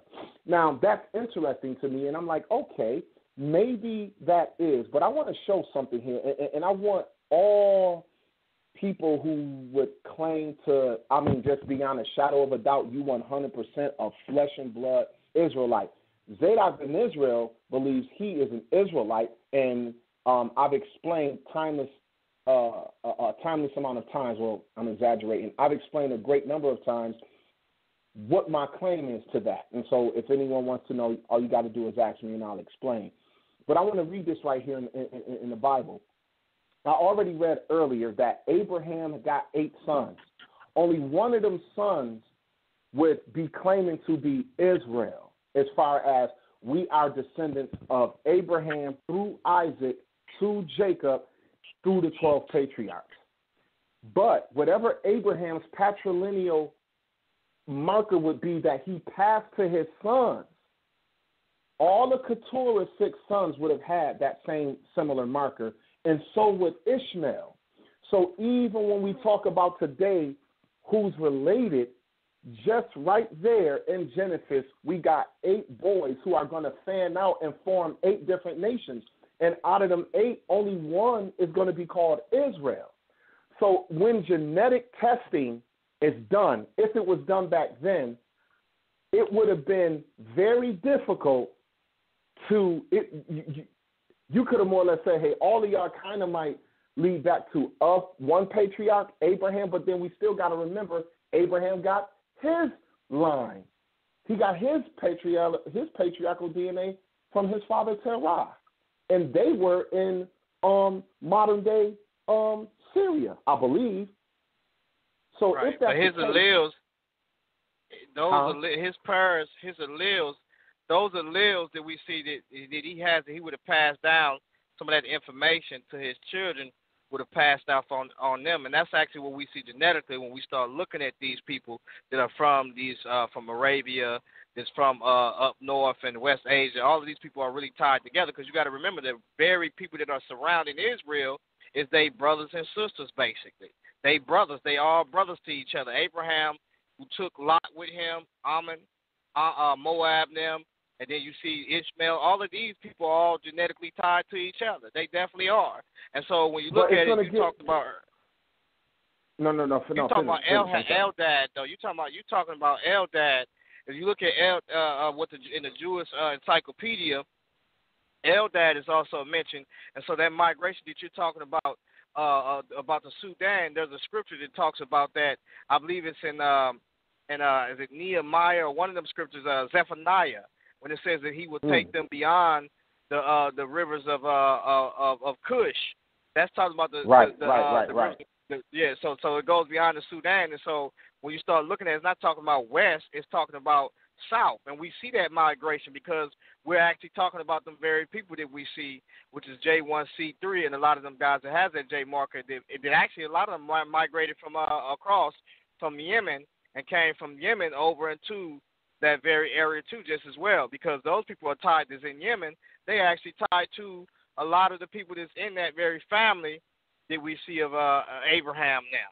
They all tied to them. And so what I'm saying is this is that when you look at Eldad, he was Eldad the Danite. I don't know how to pronounce his name, but I think you're saying it right. Yeah, and his name is well, matter of fact, let me quote. It says in the Jewish Encyclopedia, the Oxford University Jewish Encyclopedia, it says dictionary. It says scholars postulate on linguistic grounds and internal evidence that Eldad originated among the Jews of Ethiopia, and it's also mentioned in Jane S. Gerber, and it says Eldad Hadanai. Quote. It says I don't know how to say that, the Oxford Dictionary of the Jewish Religion, and then it gives you the page 232. And it came out in 2011. So basically, what it's saying is, if you look at Eldad, who he was, and in his story, they have his story of who he was, and he talks about that very migration of the Jews going down in those areas, and the Most High was going to take them to those areas. So we see that there is a strong presence among the Ethiopians, and this is why they actually have not been denied of coming into Israel, called Beta Israel, or coming into those areas. They actually been given aid to come back. Now, when we look at how most people say, well, they're being treated bad. No, it's not them that's being treated bad. It's those people that are among them because they look like Africans that are in Africa. That's among them is causing chaos in the land. This, walking around there with AKs up under their what's-calls and playing like they Jews, but they not really Jews. You know what I'm saying? They're not really with that movement. So I just wanted to bring out something. I know about that migration already. We're not denying that there is not a migration among those people that we see this, and we even those that when we look at West Africa, because we see that there's also some rabbis that was in Timbuktu, that was in West Africa just as well. But for the most part, when we start looking, we see some things that's culturally there. Linguistically, there are some things that's there, but when we start looking at some things that's genetically there, then we have to say, well, this is a product of conversion at this point, because genetically. Now that's the point. That's the point that I'm getting to.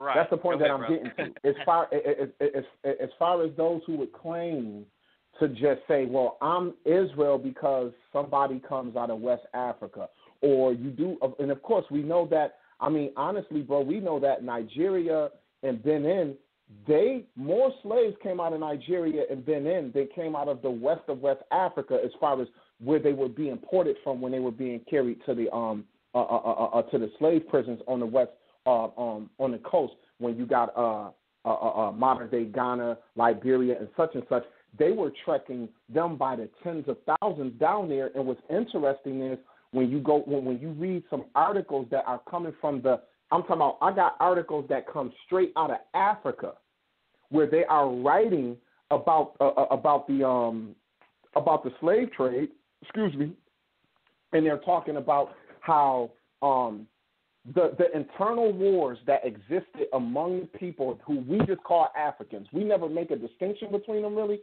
We just call everybody African.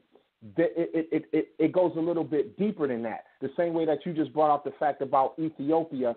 Now, this is the thing. When you look at them, you may not be able to really tell the difference, but among themselves, they know the difference. And then when you get into culture, oral traditions, linguistics, all of that doesn't always prove genetics, but it can prove possible conversion. And this is, and what I wanted to read was this here. We all know that a mixed multitude had left out of Egypt with Israel. So from the beginning, what I'm saying is I don't believe that any Israelite today, one who calls themselves an Israelite, could point out the mixed multitude that had become grafted into the nation over centuries and centuries. You understand the point I'm making? It would be impossible. Now, when you read, we'll take for granted we read Moses saying, I'm talking to Israel and the mixed multitude among us. We reading that like we know who the mixed multitude is, and like we know the physical characteristic differences between Jacob's sons and them. And I don't think we could. It would be kind of difficult to me to say that. And sometimes when it comes at least to physical appearance, the mother sometimes will contribute a more dominant physical aspect to her son and daughter than the father. Sometimes you'll see a man and a woman with child, and you'll look at the kid and be like, man, these kids look like this, just mama, look just like their mama. You looking at the daddy like, man, you sure you the daddy? And he's like, hey, come on now, don't play like that. But, I mean, honestly, and sometimes it happens vice versa. But Ephraim, the tribe of Ephraim and the half-tribe of Manasseh, I believe they would have looked, it's very stark possibility that they could have looked very close to their North African cousins because their mitochondrial DNA would have had some of that Egyptian blood mixing with the Shemitic blood of Joseph that he would have gotten from his father Jacob. And we know that his blood he had Syrian blood in him because his mother is Rachel, Laban's sister. So when you put all of them things into it, what the children would have come out looking like, it can be so vast and so kaleidoscope that we'll just point to one look and be like, see, that's us. I don't think you can do that. Now, what I want to do is I want to read in the text. And when we go to Exodus chapter 12 and verse 48, the Most High, because he told Israel, the strangers among you, because it says in verse 38, a mixed multitude left Egypt with them. But when you get to around verse 45, the Lord say, the stranger among you shall not eat of the Passover, only Israel. But he says this, verse 48, when a stranger shall sojourn with thee and will keep the Passover to Yah, let all his males be circumcised. And then let him come near and keep it, and he shall be as one that is born in the land, for no uncircumcised person shall eat thereof. So now this is people they are so convinced to come into this practice that Yah has given Israel that they would be willing to go through them steps. And once they circumcise themselves, just as Paul said in his letter, they're not exonerated from them. Whoever will be circumcised, you kind of make yourself a debtor to do the law perfect. So with that being said, right there, you don't know the untold numbers of people who weren't Israelites by blood, who came and sojourned in the land, and by the right of Yah would become Jews in that manner because they would become converts, whether they was from Hamitic descent, other Shemitic tribes, or even Japhethic tribes, right? And then I want to bring this up. When you go to the book of Joshua, we know that Rahab and her whole father's household, Joshua 6:25, Rahab and her father's entire household and all that she had, it says she dwells in Israel even to this day because she hid the messengers which Joshua the spy sent out to Jericho. Now, the writer, this wasn't written in Joshua's day. This was written time later, and whoever the writer was letting you know Rahab's people is a part of Israel even until this day because they were saved. Now, how could you point – Rahab and them were straight Canaanites, man. How could you differentiate who her people would be today amongst the greater expanse of Israel? I think it's impossible. They would just be so dispersed and amalgamated even into the gene pool. One more example, and I just want to say for the record, anybody got a problem with that, man, you go to Hebrews, go to James' letter. And in them letters, Rahab is constantly used as a testament of what faith looks like in Israel. So if anybody want to speak and have a problem with that, you take that up with Yah. The last thing I want to bring up is in Deuteronomy 23, when it talks about the Ammonite and the Moabite shall not enter the congregation of Yah to their 10th generation. They shall not enter the congregation of the Lord forever. Some people make that thing. You could go to the book of Nehemiah, and when you go to the book of Nehemiah, it says that, I think it's chapter 13, it talks about on the day that they stood up and read the law of Moses, and they found in it where it said the Ammonite and the Moabite shouldn't come into the congregation of God forever. And it said at that time they separated themselves from all the mixed multitude. Now, that was a decision of theirs. That was not the commandment of Yah. They did it. But they got it wrong because that word did not, the Most High basically didn't say that they could never come into the congregation and be amongst Israel. The word for congregation there means the assembly of the people. They weren't allowed to become a part of the assembly of Israel until past that 10th generation. How do I prove that? Go to 1 Chronicles 11. Go to 1 Chronicles 12. You're going to read about Ismaiah the Gibeonite, who was the top of David's 30 mighty men. The Gibeonites were Canaanites who actually made a covenant with Joshua. Joshua and them made a covenant with them because they tricked them. Saul wanted to please Israel and Judah, so he tried to destroy the Gibeonites. And when Saul died, the sons of Gibeon came to David and said, yo, we are to have revenge for what Saul did. And David said, what do I do for y'all? They said, give us Saul's sons, and we're going to hang them. And David gave the Gibeonites, Saul's sons and the Gibeonites. David gave these Canaanite descendants among Israel, Saul's other sons left alive, and they hung Saul's sons up. And this was the repayment to kill the beef between the Gibeonites because of the covenant that had been made with them to bring them into the nation of Israel. Now, I guarantee you that no Israelite today, no self-proclaimed Israelite, could point out a Gibeonite. And Ismaiah the Gibeonite, after that, became one of the top military leaders of David's 30 mighty men in his army. You also had I'm almost done. I just want the Bible to speak for a minute so that people can understand where I'm coming from. And at the same time, I believe that G.Con don't have an issue with anything that I'm reading here. 1 Chronicles chapter 11. Come on, Esau. Okay, boom. 1 Chronicles 11, and it says this. Where we at? David's three mighties. Oh, okay, here we go. You got 1 Chronicles chapter 11, 26. These are also the valiant men of the armies, right? So it's letting you know that these are the men who were of the 30 honorable mighty in the army of Israel. And their name is written as a memorial to them forever.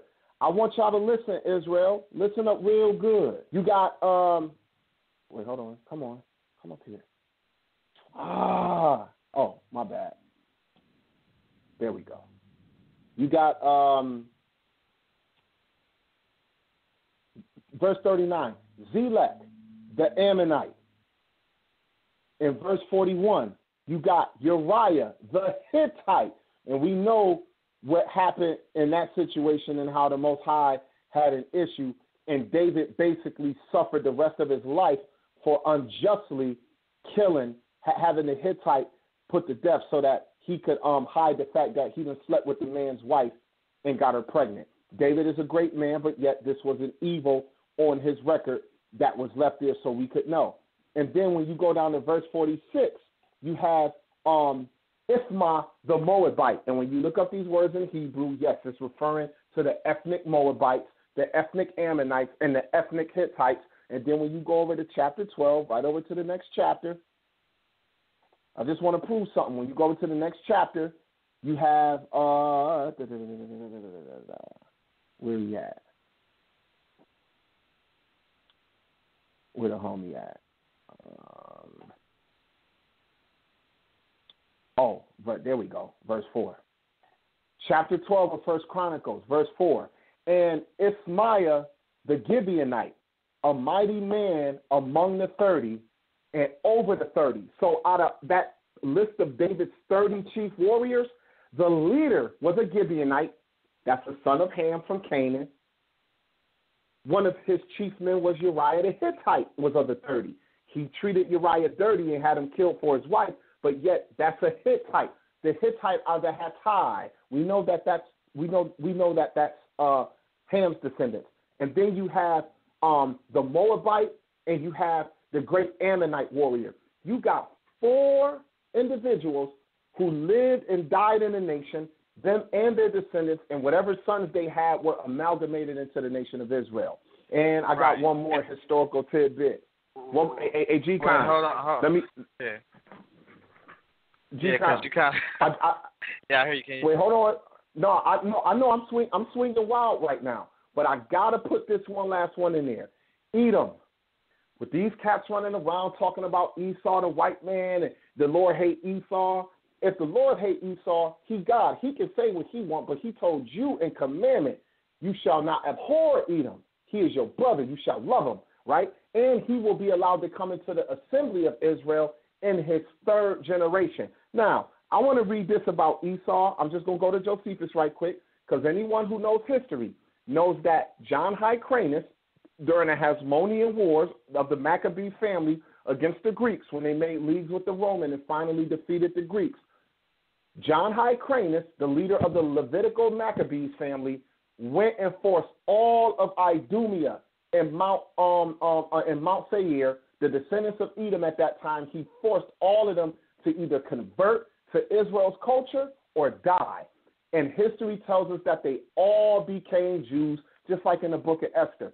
So today, when you got so many people being amalgamated into the nation, it would be almost impossible to just look at someone who says, I'm a Jew, and they might be of a white skin, or they might have a modern-day Arab look to us, or even look like someone from Ethiopia, and we shoot all of them down. And as you said earlier, you got all the Israelites of the East who never even came back to Jerusalem, and they never lived there because basically they didn't go back after the captivity besides the 40-something thousand.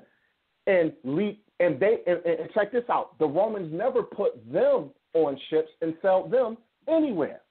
So all I'm saying is we have to be careful, and I want to read this so my ISUPK homies can get better when they describe what Esau looked like. They want to say, look at him, he red. When he get mad, he turn red. That's how you know he Esau. That is not scholarship. I'm going to read out of the book of Josephus, chapter 18, concerning Isaac's sons. Let this get out, Sal. She had twins. The elder, from his head to his feet, was rough and hairy. And the Hebrews called such a hairy roughness Esau. Esau does not describe his color. It describes him being born and having hair. And in the book of Jasher, it says they called him Esau, saying he was almost looking like a full man because he already had hair, like he was older. And I want to read this. When Jacob tricked Isaac, Josephus says, when the supper was ready, he took goat skin and put it on his arms, so that by the reason of its hairiness, he might by his father be believed to be Esau. For they, being twins, and in all things else alike, differed only in this thing. The only difference between, I believe, the Levite Josephus, not these dudes today.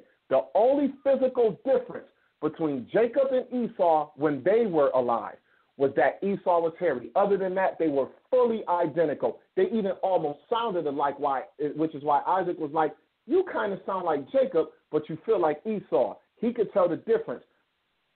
If Esau was eventually turned to Judaism, then how can anyone today just simply point out the Edomite when they were fraternal twins? Esau was just a little bit hairier. You are going to lose the fight trying to prove beyond a shadow of a doubt that you are a flesh and blood Israelite when that's not necessary. The Jews is even telling you that's not necessary. If you hold the Torah and or the culture of Israel, then no one can tell you you're not an Israelite. And that's my stand. Go ahead, G.Con. I had to bring the Bible into it. We've been talking all night, and the Word of God needs to speak for a minute. So that's all I got to say. Right. Yeah, I'm gonna let you get the floor for a while. Yeah, I'm gonna let you get the floor for a while. Right. And I definitely agree to everything you said. And that really make my point right there. That when you look at it, all the people that you named, these people are all Middle Eastern people. They all, when you look at it, even when we read the articles, it's saying the same thing. They from the Hittites, look where they all dwelt at. And so when you look at the admixture that came among them from Africa, it's not a significant amount. And so they all the same people. And like you say, I agree. You definitely, shouldn't be looking at if this person's got this marker or this and that, because that's not what it's based on. It says they are all not Israel who are Israel, but in Isaac should I see be called. And so, that's where the promise is at. Christ is the promise, and those that attach to Christ, that's what it's talking about. So I definitely agree to that. But I think that for the most part, when people get to talking about stuff genetically and saying that with these guys, I wish they would keep that same emphasis on when they get to talking about the Ashkenazi Jews or any other Jew that we're saying that are Jews, Sephardic or Mizraim and Mountain Jews. There's so many Jews that they've given account of, Jews that they have counted, and know basically these cultures actually stay isolated a lot in their areas. Even when they was in Babylon, we know that in Babylon that there was Jews that was isolated in Babylon, and some of them was even kicked up out of Babylon, early on, and so were Iraq, and so nobody never talks about the Jews of Shinar, Iraq, the Iraqi Jews, well, those are not Jews or this and that, not realizing that, these people never experienced no 70 A.D. They probably got letters and stuff like that later on. Did it happen? Some of the people was probably, gone, and they didn't get a chance to even see those people again. But everybody that you named, or those cultures that surround Israel, even from Rahab, they all are in that same area. Those people are the Leviathans. They are, the Levant people. That's them. And so genetically, they tie in with each other, so we can actually look and say, this where these people was, and we actually know where their migrations is actually, and so is actually at. And so when we look at the Jews that are in the land today, 30% of their maternal side traced back to Europe. So we know that they migrated to Europe and probably took European wives. But when we look at the other percentage that trace back to the Middle East, to those very people that's in the Levant area and also the cultures that surrounding those areas, we can't say that these people are more so European of anything, or these are Khazarian. When the Khazarian people, when the very people that we see that's being tested in Khazaria have the same genetics, with the people who they say that are Khazarians or that come from that area, have the same genetics, share genetics as the people that's in those areas. They all share that stuff that's in those areas. So you can't say predominantly that these people are just. Hey, a whole bunch of Israelites and Jews around the world just observed the civil day of Purim a week or so ago. If you believe the story in Esther, from Ethiopia to India, that's the Horn of Africa all the way through the so-called Levant into past the so-called Middle East, all the way over to the borders of Tibet, man. When you want to get into it, I wouldn't say that. I wouldn't say that. I disagree with that because Africa, all three is. Hold on. You disagree with the book of Esther? No, I'm saying not that. I'm disagreeing with what you're saying is the Horn of Africa, or when you say that this is Africa. Our ancestors never would have said that the whole continent that you see, because it's on the same tectonic plate, is as Africa. No, that's really Western European mindset. In other words, these are different cultures of people, and they had boundaries. So the people are free, or old free, is from Libya. The people that we see that's from Africa, I'm not from Africa, that's from Egypt, these are different cultures. So in reality, Israel is not Northeast Africa. It has nothing to do with that. That came about later on. They would have never called themselves Northeast Africans. These people are no. I don't think they would have called themselves Northeast African or Northeast African, but the truth is that what we would know today as Egypt and also today Palestine, going over towards today modern Iraq, that all would have been considered under the territory and the auspices of the Pharaoh of Egypt. We got enough historical proof to show who ran that all the way up until the Babylonians took it. Right, it's going as far. No, bruh. What you mean, no? The 3100 BC. Bro, Canaan was the vassal of Egypt. That's known. Listen, later you gotta let me build, bruh, because I let you get it in for a minute, bruh. You gotta let me go. Well, yeah, I was letting you and the homies go in on the DNA. I was sitting back. I was real quiet, homie. I was letting y'all go. Right. Go ahead, though. 3100 BC, right? In 3100 BC, Norma came up into a place that was not his place. Culturally, these people was different. These was the followers of South. He came up as being the horse king, Heru king, or falcon god, up into that place into the north, and he took that place. Those were Asiatic people. So these was people from the Sudan coming up to people that's in the north until finally they all pushed up into the delta, into that area. These are Asiatics. And when you start looking at hold on. Just to be clear, because when you say the term Asiatic, that doesn't describe a clan. That just describes where people live versus other people. But you could be Asiatic and be related to the people. Wait, hold on. I just want to make a point.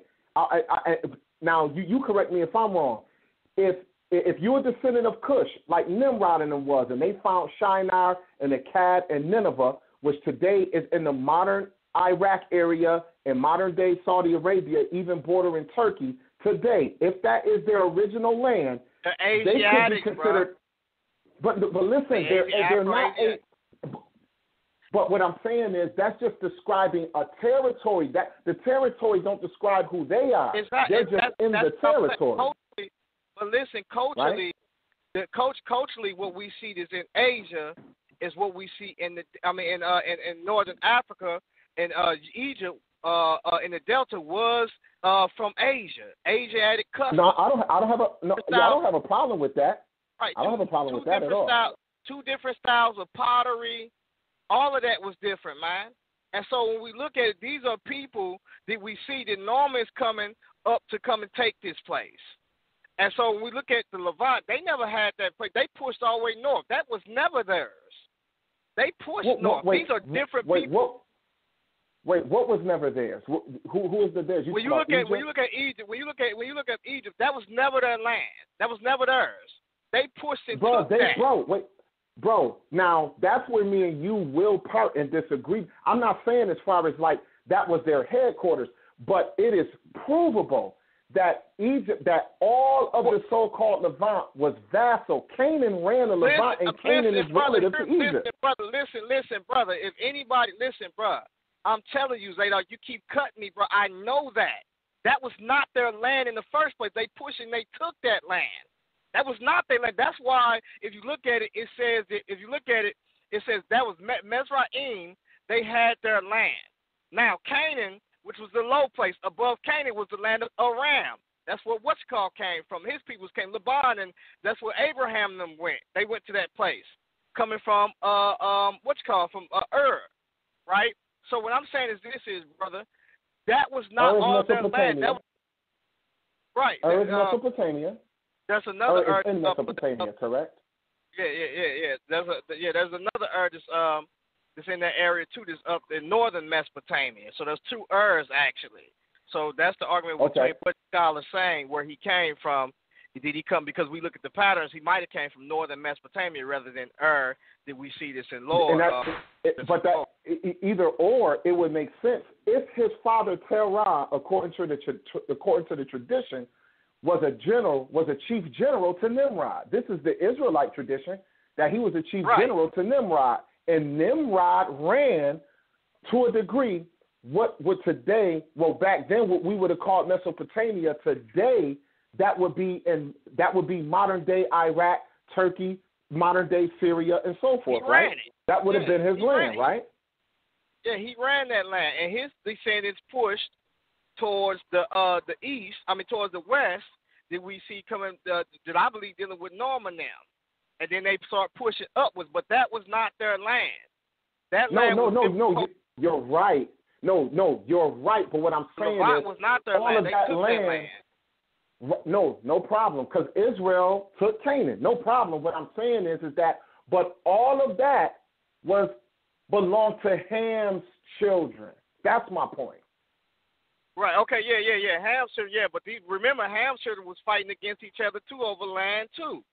Because we start looking at the Hittites. All right. So what I'm saying is, no problem. All these sons had a portion, their lands and their goings about, according to when we look at Genesis. They had a portion of those lands. And then through war, they conquered each other and took stuff from one another. Right, and so when we look at Mesraim, he had his portion. Didn't nobody tell Mesraim to go all the way up into the Levant area. That's something that he did. And so that's why the Lord let him raise up. The Lord let him raise up like that. But he still went up into his. What I'm saying is, he went up into his brother's. He went up into his brother's portion. He went up. It wasn't his, but the portion he went up into still belonged to his relative. That's what I'm saying. Right. But they were relatives. At that point, right? Yeah. But at that point, that didn't really mean anything, because you got to understand, these people are speaking two different languages now. They're not communicating. Right. This is why they fight. All right, this is why they fight. When you start looking at even those that was up in Ugarit, or looking at the Amarna letters and looking at the tablets, these people were speaking different things. This is why Pharaoh and them had people to translate those things, because they was using the Akkadian script. So therefore, they was up under the Assyrian Empire. And when you look at it was beef ever since what the Most High did at Babel. It was every common language speaking clan was against the other. It didn't really matter that y'all might be cousins or even brothers. That don't matter now. Once the Lord separated them by language, now culture and things of that nature become the common factor even more than so-called blood ties. Right. It don't matter who our daddy is. Right. And all I'm saying is that all of these people is really coming from the same area, and the genetics actually show what areas they actually coming from. When did they come from that place? How Israel is tied into these people who they was among those areas. Now, when you start looking at some of these articles, because I got a gang of articles, that if people are going to make that emphasis on who Israel mixed into and who it can be, and they also need to make that emphasis when you're talking about the Ashkenazi Jews. I don't have an issue with that. Because I know where they went. Right, and so we know that but for the audience that don't know, a lot of these people are making these arguments and don't really realize that 1 million Jews went into Africa. But let's talk about the other Jews that went into the other places that they don't want to talk about. There was more than 1 million Jews. Most of the Jews that we see, there was around 6th century, the 1st century, there was almost in the land of Israel about 2.5 million Jews. Around the 100 BC, 1.8. Then when you start looking at around 350 BC, 1.2. So when you go all the way over, you go all the way up, you start to realize that a lot of these Jews, look how many Jews it was in Mesopotamia and Persia alone. 1 million Jews. But outside of them,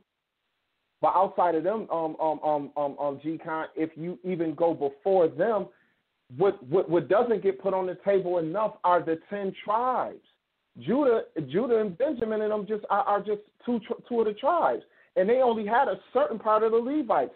You had a whole other number that quadrupled what was left in the land in size. And as far as I know, maybe you can, Hamath and Habor and these other lands that it said that Sennacherib and Sargon and them took the children of Samaria out the land and took them far out of the land.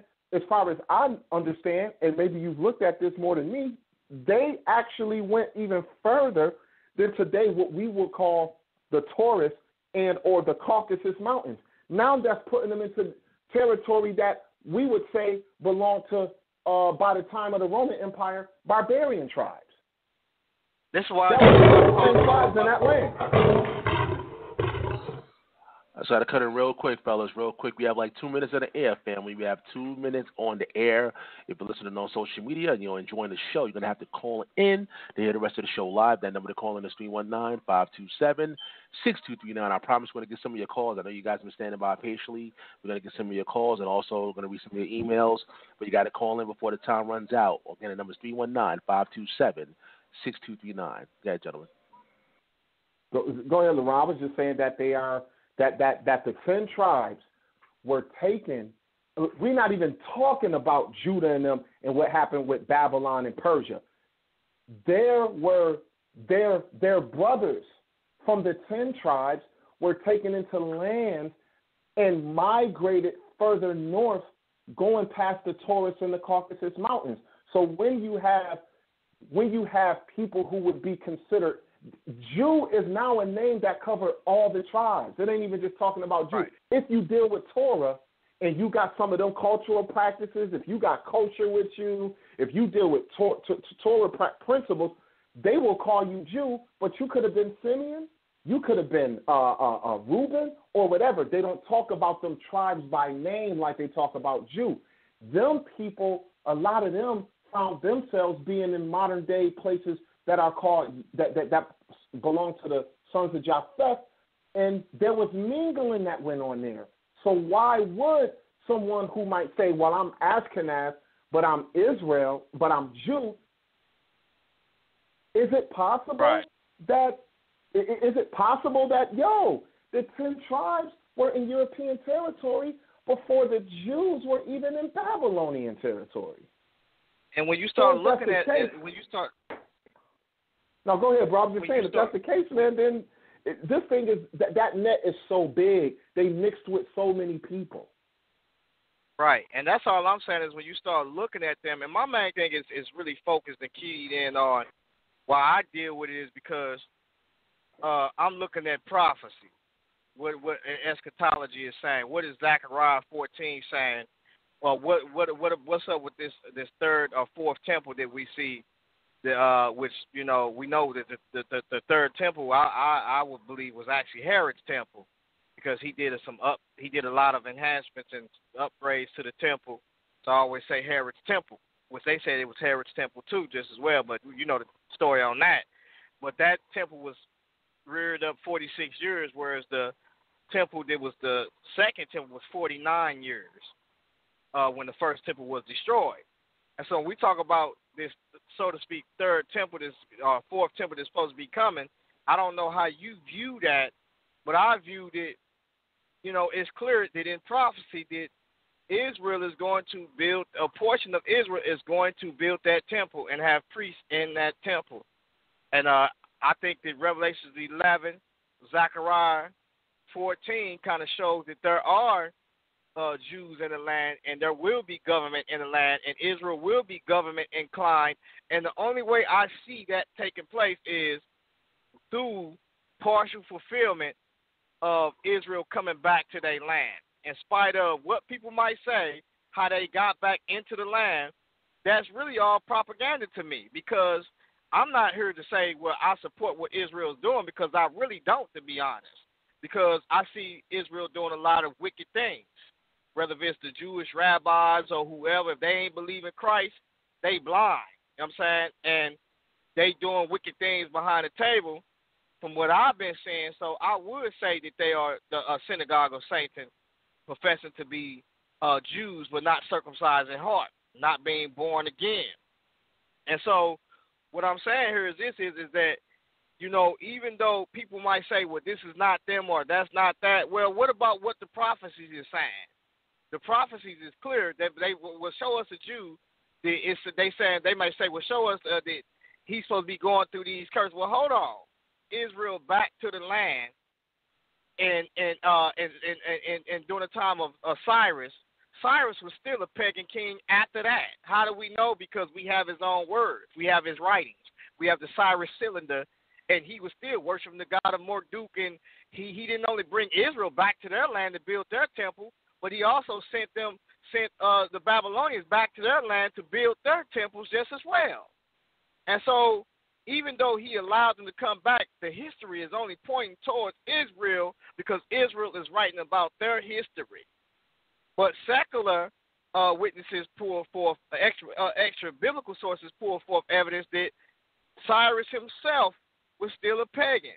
So God was still using a pagan to bring back Israel unto their land to build their temple.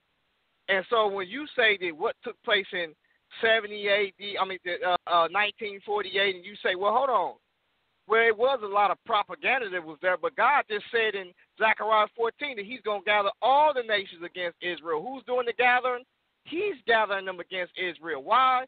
Because the same reason why he gathered them in the past to come and take Israel, because of Israel forgot their strength. Not only that is he's going to show them that he is the captain of their salvation, as well as bringing all Israel back into the land once he do bring them back in the land. So all I'm saying, if you're saying that you're an Israelite over here, that's fine. But, hey, y'all need to be praying for y'all brothers that's in that land, those Israelites. Bottom line, because they Israel, and y'all need to pray that God deliver their behinds and get them delivered from the wickedness that they doing. You know, the ones that is causing the confusion, whether if they up under the Rothschilds or whatever the case may be. They was doing it back then, and they doing it now.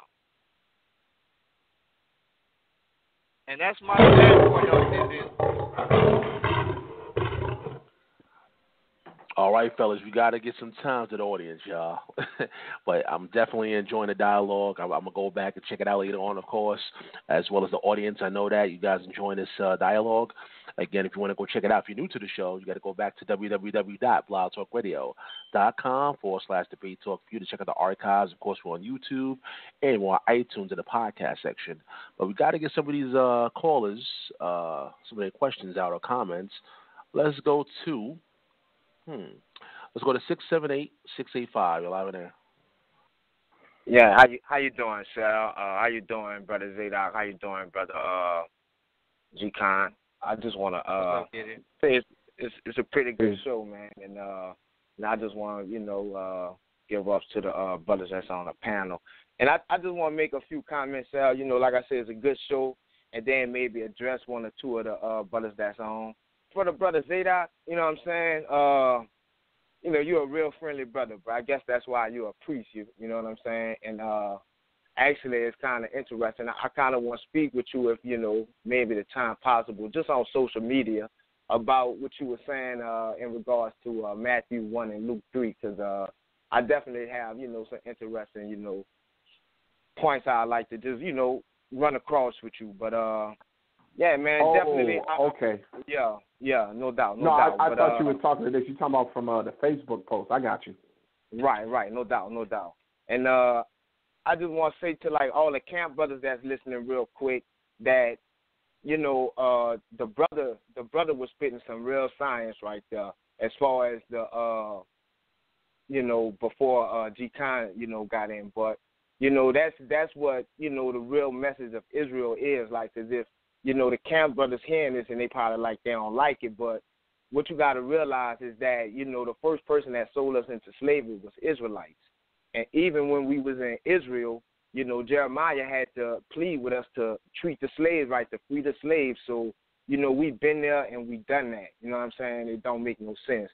But, the brother, actually dated the whole dialogue when he brought up the situation of just like Exodus itself with that mixed multitude that was coming out of Egypt. When you go to D.N.A., you're going to get confused because you have Egyptians, you have Hittites in the area because the Hittites was the ruling party in Canaan before Egyptians was. So when those foreigners living in Israel for hundreds and hundreds of years, they are literally Israelites. That's what the new covenant is trying to get people to understand. But, like I said, bro, you was really dropping it like you kind of, like I said, you kind of won that dialogue. And it wasn't even much about winning because, I feel you was in the spirit. And to the brother G.Kon, that's what's interesting because, you know what I'm saying, you know what I'm saying, when truth is at a crossroad, you know what I'm saying, the true spirit is revealed sometimes. And you kind of tried to take the brother Shine, and like when he was speaking of how they converted from India to Ethiopia, and he was using the term Africa, I mean, I'm quite sure the brother, he was being real layman with the term. So you kind of took it to a place where you wanted to, actually, you was the first one to use a non-biblical source in your reasoning. You started talking about Asiatics. When you really think about it, it's just Shem, Ham, and Yafet, and you build on that. And that's why I really don't deal with the DNA, because, I mean, like in the 70s, early 80s, they thought asbestos was the best thing since Wonder Bread, and they wound up killing a lot of people. So, you know, science, I mean, the brothers want to dabble in DNA, that's cool, you know, but I really don't. I mean, I kind of stay away from it. But, you know, it's just, you know, I don't really got a question, but it's just funny, you know, how, you know, like certain, I mean, you an apologetic group, but, you know what I'm saying, it's like you totally shifted the conversation and you started kind of bringing in, you know, Kemetic philosophy and, you know, certain terms that, you know, like kind of wasn't true to the topic of the conversation. But I mean, it was, you know, you know, you're an apologist, so it's expected. And I mean, you know, you got some good points too, you know what I'm saying? But if you got a cup of Kool-Aid and you pour it into other cups, and then you take that cup and you pour water in water, it's not going to be strong as that Kool-Aid. The phenotype of the sub-Saharan African is that strong cup of Kool-Aid. You know, you have that cup in all regions of the earth, of the planet. So, you know, that's all I'm going to say. And, you know, good show, Sal. Peace. G.Con, you can respond. Go ahead.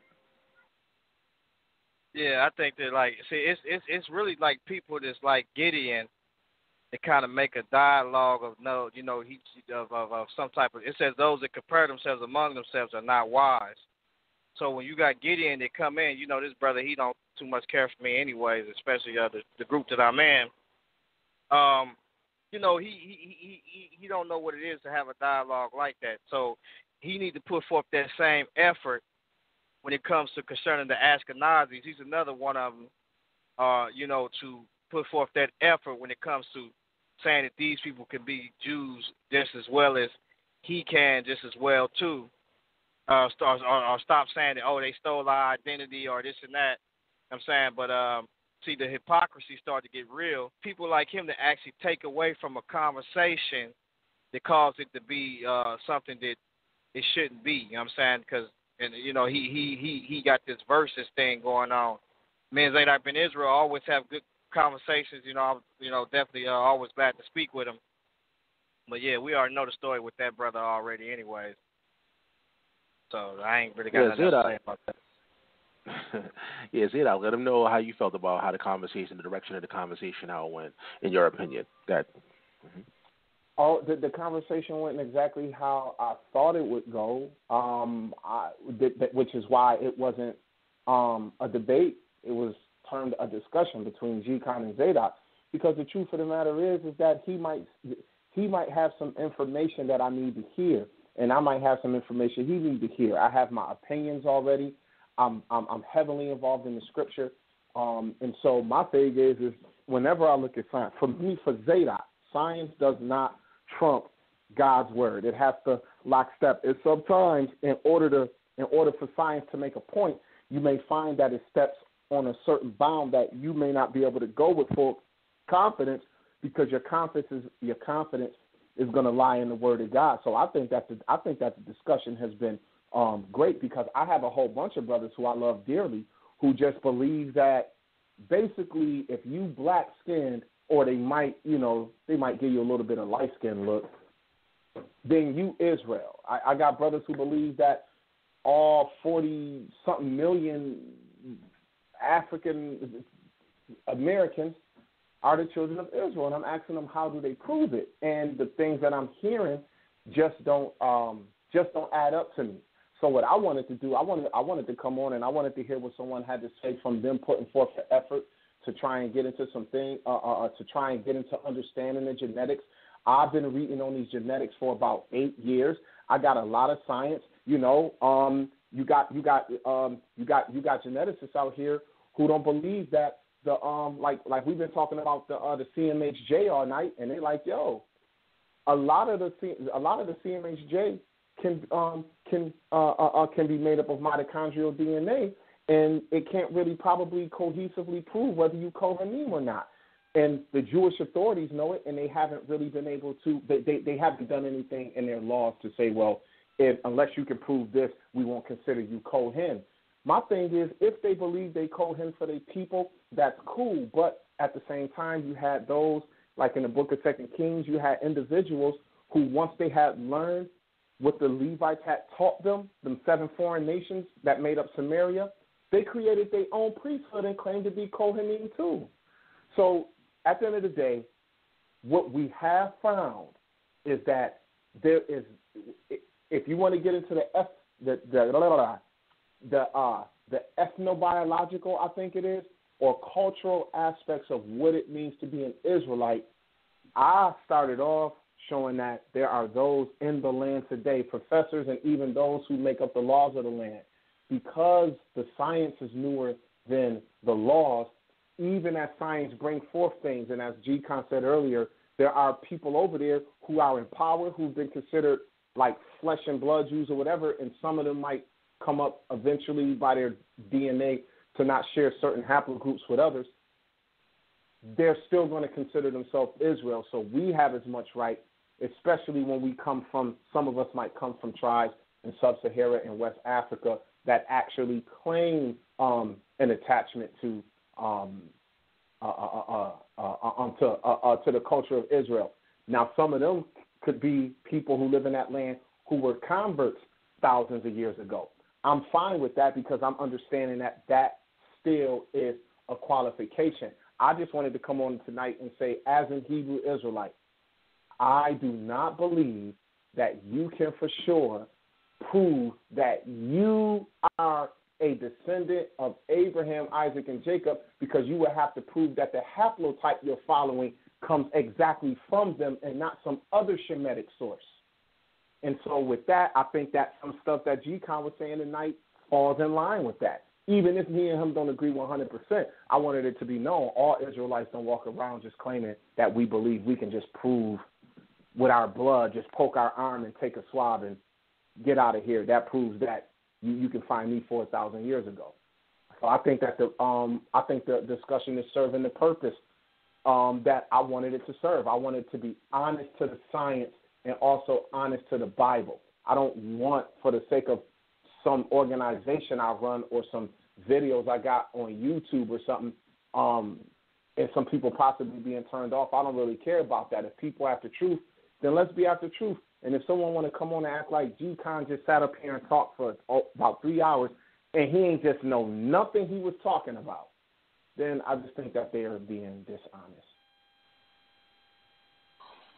G.Kon, you want to respond real quick before I go to the next caller?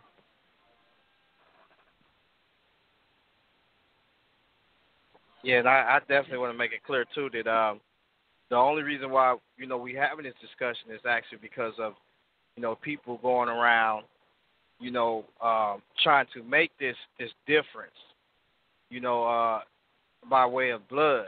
And so I let them know, like, if you want to have that debate, then it's going to be kind of, or that discussion is going to be it will be kind of hard for you to sit up there and make a claim, which we know, men, Zadok, we already know what it means to be, to be in Christ is everything, besides being a natural Israelite. It means everything to be in Christ. Paul said he counted, all of those things that was gained for him as dung. He was a Hebrew of the Hebrews, a Pharisee, blameless when it came to the law. But he said all of those things he counted as dung because really it's much more than that. And so when you look at it, the reason why, the conversation is edifying is because I want people to really see that, look, these people have as much as right to being Israel just as much as you is, whether if it is spiritually, genetically, or whatever the case may be, they got that. And more so, you know, they're related. We can see genetically that they are related to these people that's over there in the Middle East, you know, more than sub-Saharan Africans are. And that's where them people come from. And so when you get people arguing tomorrow, well, Jesus went down into Egypt because he was black. No, hold on for a minute. At that time, they've been pushed the black people to the south during the times of Taharka. So when he went down there at that time, it was Arabs there at that time. So we can't make that argument and say, well, this man was black because he went down. No, it was Arabs that was there. People may say, well, the Arabs didn't come in until, no, they've been there. They always been there. Because when you look at it, Ishmael and all of them people was trading with Hagar. I mean, with the Egyptians and the Midianites from the early on. Darius was a pharaoh that came from the east, and then look at the king that actually took over during the time of Moses. Isaiah 52:4 says it was an Assyrian that came and took that place. The Assyrian king says, "My people went down into Egypt before, but the Assyrian oppressed my people." So when you look at it, it was an Assyrian king that the Pharaoh that rose up, whom did not know Jacob, and he rose up, Joseph. And so what I'm saying is this: is the bottom line is that we can't. I want people to hear this to know that there's more Jews that's out there, whether it's they genetically or converts, but these people are still Jews and they following this thing. And so glory be to God, because his word is spread to the ends of the earth. Whether or not if some of those Jews that don't believe at this point, this all in the ends of the earth, whether they black, white, Asian, whatever color, these people have been spread among every people. Every people. So why is it they can be almost every people, but then when you get towards the Ashkenazi Jews or European Jews, which they went to European, those are not the Jews. And then now you want to pick up this book talking about the Khazarian theory. But genetically, they trace back to Middle Eastern people. And we got articles in 2015, 2017 that just came out scientifically that can prove that these people trace back to those areas. And more so have Middle Eastern DNA than European DNA. But then I'm hearing brothers screaming all day long, you know, but when you look at Zechariah 14, nobody wants to address that. Nobody wants to address 2 Thessalonians 2:4 to talk about that he will stand in the temple of God or sit in the temple of God and say that he is God. Nobody wants to address Revelation 11 talking about this temple that's being measured in the altar and the people that's therein, but the outer course is given over to the Gentiles. They'll even tell you to go so far, that's the Millennium Temple. Come on, man. What Millennium Temple is the outer court is going to be given over to the Gentiles? And for 3.5 years. That's not the Millennium Temple. All right. Gentlemen, we only have one more person that's standing by, person number one, but we have a lot of people in the overtime part of the show that's checking out, Debate Talk Radio. So we only have one more person at press number one. I do have an email. I believe it's a comment, though. Yeah, this is from Anonymous Hebrew. It says, that's my point. The older you trace the E haplogroup, the more Afro-Asiatics it is in nature. This is before the Holocene period. That's his comment. We do have a question. Let me see. On Facebook. Let me respond to that real quick, though, Sal, if I can. That E haplogroup that he's talking about is only probably like 10 to 5,000 years old. The E haplogroup that we see is E1B1A or EV38. That haplogroup is around about is older than that one. So that E haplogroup that he's talking about is after that. But go ahead, bro. What about you, Zay? You want to say anything in regards to that comment? You can respond. No, I don't know nothing about that. All right, I'll just check it. All right, so let me go to the question here. This is from Yaram Yahoo. Thanks for the question. It says, I have a question. Do they believe that the curses in Deuteronomy and other scriptures, like in Isaiah 32 verse 4, would be genetic make markers? That's the question. I can read it again. I have a question. Do they believe that the curses in Deuteronomy and other scriptures, like in Isaiah 32, verse 4, would be genetic markers? Well, actually, you can't. I think that you can't identify yourself by the curses, because the very curses that Israel had on them, they got from other nations, and those curses was put on the other nations from the very sins that they was doing, so God cursed them just as well. And then he cursed Israel and put Israel out of their land. Israel was driven out of their land the same way. So we can see that the curses, the same yokes and iron that went on Israel's neck also went on the nations when Nebuchadnezzar led them about, scripturally speaking. So if you're trying to identify yourself by the curses of saying you're Israel, that ain't going to work. That's not going to work, because you got plenty of Africans that suffered.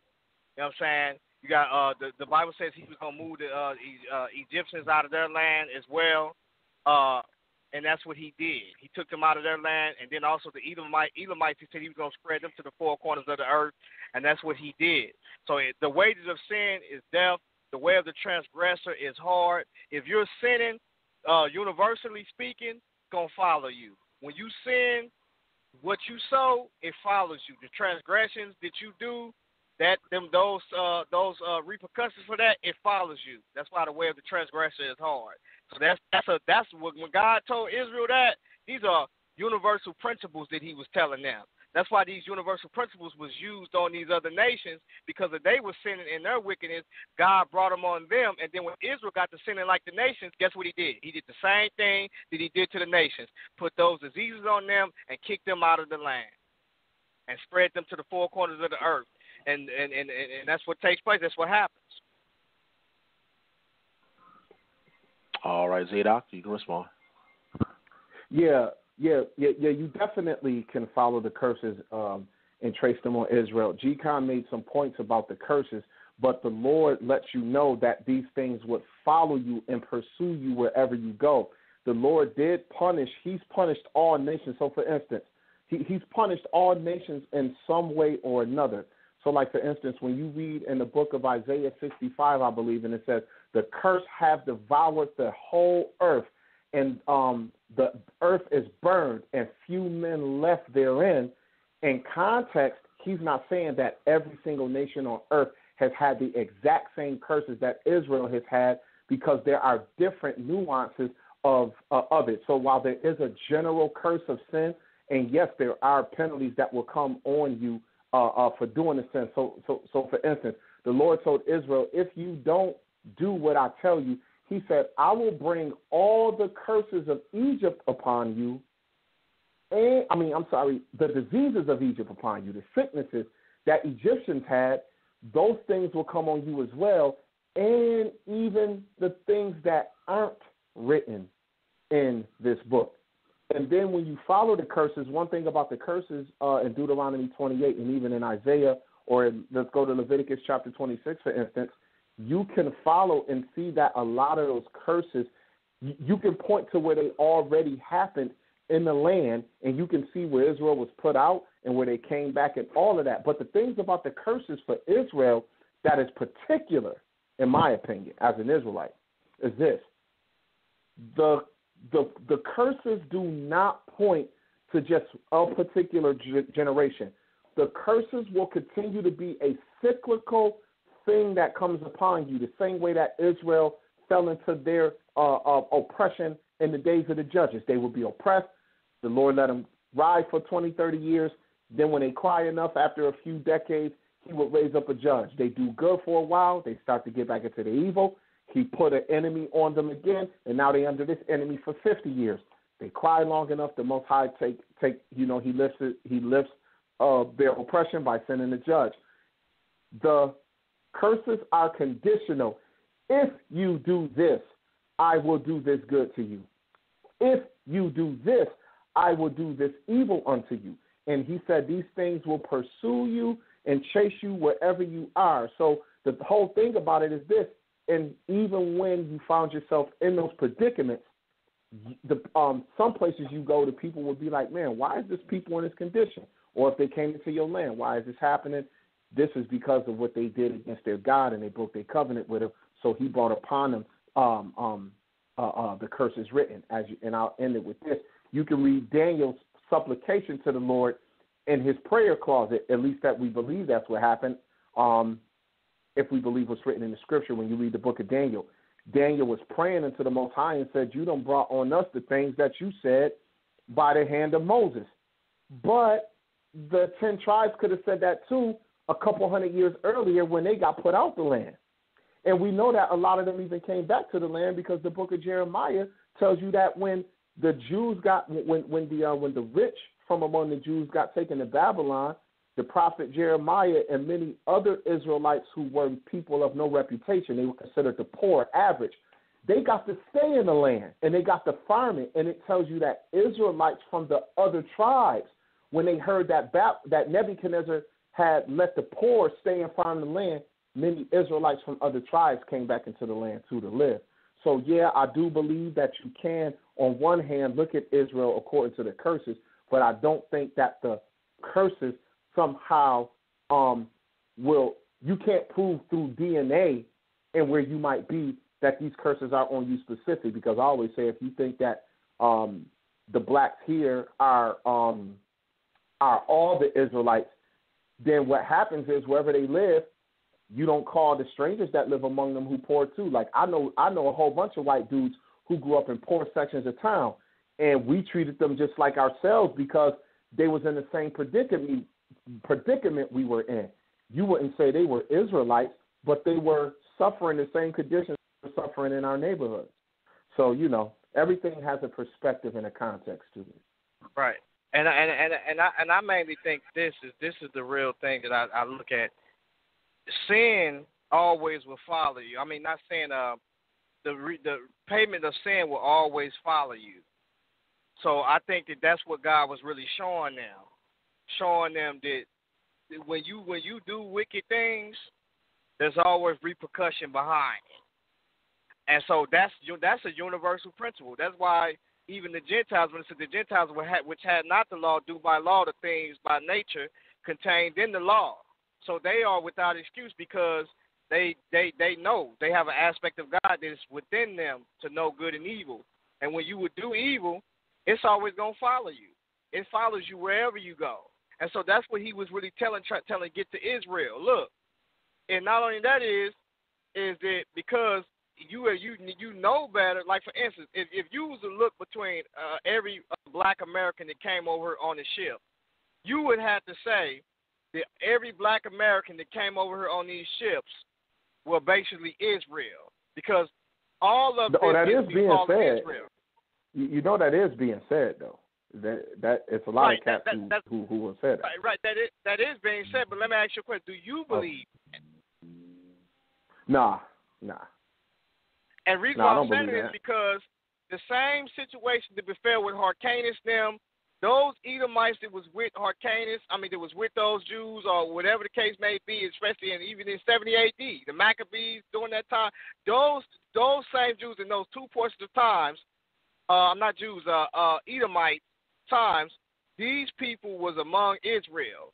Well, do you think that those things that befall them, either those things actually befall them just as well as Israel? Yeah, the oppressor wasn't coming in the land saying, you're Edom, you're a Gibeonite, we're only taking the Israelites, y'all can stay. No, that wasn't happening. If you kept the culture, as far as they were concerned, you was Israel, you was the enemy, and you was going to get taken out. There was a lot of Edomite zealots and others, just like the sons of Jacob was. We make the difference. The oppressor coming into the land didn't make that kind of difference. So whoever was there, basically I think your point is they would have had to come under that curse too. They would have paid for that same thing you was paying for. They came up under the same thing. And so when you look at it, when he's bringing those nations, when he's bringing everything he's bringing on Israel is something that the nations actually experienced. They was going through those things because this is the judgment of God. God doesn't stop with his judgment and judge anybody differently. No, he judged them all the same because they all that's the calamity. That's the calamity. That's the evil that he's bringing on them, the repercussions. And so when Israel sinned, he brought those same thing on Israel, except that here's the thing with Israel. When it says that he will gather all nations against Jerusalem to battle, we got to look at that and put that in context. What is that talking about? We can't say that portion of Israel that's in Jerusalem because the cities are going to be taken. The women are going to be ravished. And so who is that is talking about, or what governors, when you look at Zechariah chapter 12, Zechariah 13 is leading up to 14, who is these people that it's talking about? These people will be inclined politically in the latter times. And that's what the scriptures is actually talking about. And so when you look at it, we can't just look at it and just say, well, okay, this is you know, this is just talking about the people who's experienced this and going through this and that. And no, hold on for a minute. It's people that never came back to the land. They were still experiencing those things that never came back in before 70 AD during the Cyrus. They didn't come back, and they experienced still hatred in those lands from those other people. Even when they came back to the land, they was experiencing hatred. So, you know, I mean, we got to take into consideration those things. All right, family. Yeah, it's like 11:33 right now on the East Coast, New York City. All right. We have like maybe 2 more people pressing number 1. Yeah, we have 2 more people. Hopefully we can get to you, you know, and let's see. I think we have a follow-up to that question on social media. Let me see. Yeah, it says also, with that, Isaiah 32 verse 4, specifically, the part that says instead of, well, set hair boldness, what they consider a documentary like good hair to be genetic senses of the curses. You want to read it again? The document good hair? You talking about that Chris Rock joint? Let me read it again. It says also with that Isaiah 32 verse 4, specifically the part that says instead of well said hair boldness, what they consider a documentary like good hair to be genetic senses of that curse. That's the question. And what scripture in Isaiah was he quoting? It said Isaiah chapter 32 verse 4. If y'all want to read it, y'all can read it out. Yeah, it says the heart also of the rash shall understand knowledge, and the tongue of the stammerers shall be ready to speak plainly. I don't know what that's talking about. Yeah, but you're gonna have to bring more clarity on that. Probably, you know, when you bring more clarity on that, I can read it out though. But Zadok, you want to take a stab at it? Yeah. Oh, he's talking about Isaiah 3, not 32 and 4. He meant chapter 3, verse 24. That's what he's talking about. I'm like, what? Isaiah 32? Yeah, that's not. No, G.Con. He said that wrong. He's talking about in the book of Isaiah. He's talking about chapter 3. Yeah, he actually just texted me just now. Not texted me. He actually typed it in the messenger. It is chapter 3, verse 24. He said that you're correct. Go ahead. Right. Mm-hmm. Right. So when you talk about Jerusalem and Judah being destroyed, and then it talks about verse 16 where it says, moreover, the Lord saith, because the daughters of Zion are haughty and walk with stretched forth necks and wanton eyes. First of all, I believe this is talking about the, even when you look at how they dress, this is not talking about the regular women. This is talking about the women of the aristocratic class. Remember, when Daniel and them went to Babylon, Daniel, Daniel, Hananiah, Azariah, and Mishael, better known as Belteshazzar, Shadrach, Meshach, and Abednego, they were children who came from the elite in Israel. They came from the ruling class. So here it's talking about the wealthy women of Israel from the ruling class and how they would fall and how the things that they had of beauty. It talks about where they had well-set hair. They will have baldness. Verse 17 says the Lord will smite with a scab the crown of the head of the daughters of Zion, and the Lord will discover their secret parts. In that day, the Lord will take away the bravery of their tinkling ornaments about their feet and all of this stuff. As far as I understand, and I'll read his text, the glasses, the fine linen, the hoods, the veils, and it shall come to pass that instead of a sweet smell, there shall be stink, and instead of a girdle, a rent, and instead of well-set hair, baldness, and instead of a stomacher. What this is talking about here is all fulfilled in the writings of Jeremiah and in the book of Lamentations. So I don't think that's necessarily a genetics thing. That's just a sign of the curse thing, and this is what happened to the wealthy women in Jerusalem, which was the capital city of the king and of the ruling elite of the Levites and the judges in them. When Nebuchadnezzar surrounded that city, the women who were wealthy, they was looking like Beverly Hills. During the siege for 2 years, they started to look like Beirut. They weren't looking like Beverly Hills women no more. They was looking like women living in a war zone, and now they ain't got their wealthiness and all of that no more. So this was already fulfilled during Nebuchadnezzar's terror over Israel. Because remember, Isaiah prophesied to Hezekiah and said, yo, when Hezekiah was sick and the men came from Babylon to visit him when he got better, and Hezekiah showed them everything. And Isaiah said, yo, what did you show those men? Where were they from? He said, it was from Babylon. He said, and I showed them everything. It was nothing in my wealth that I didn't show them.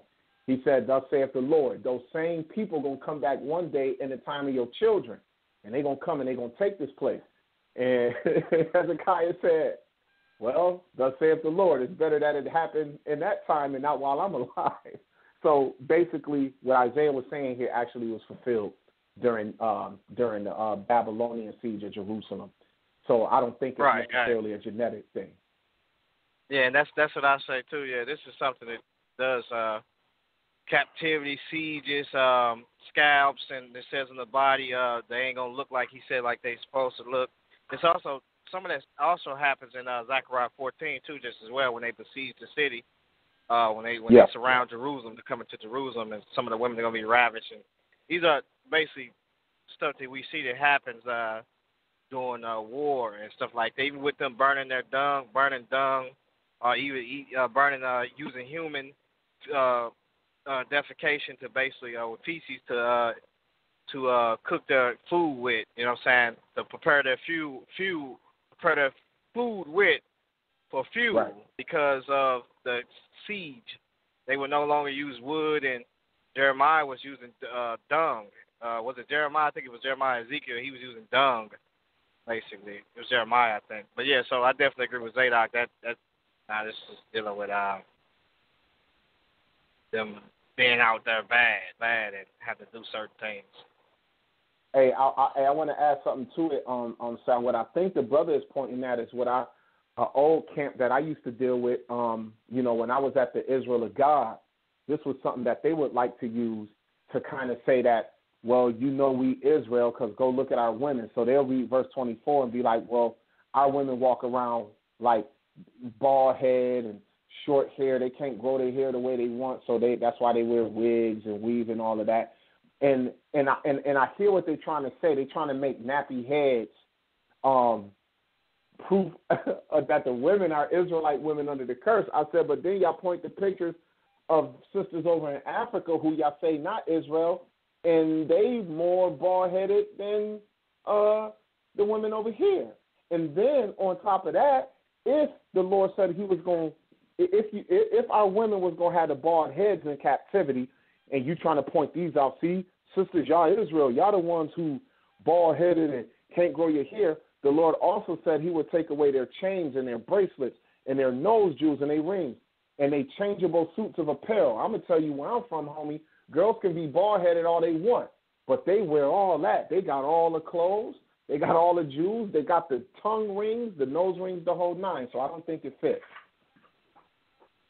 Because the Lord said he was going to take all that too, not just leave them bald-headed. He's going to leave them bald-headed and with nothing. You can point to your sisters, some of your sisters having low hair, but they look good, though. Some of them still. Looking like Lupita out here, man.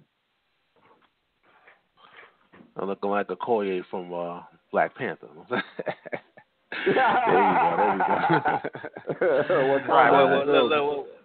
you go. What kind of stuff is that? What kind of stuff?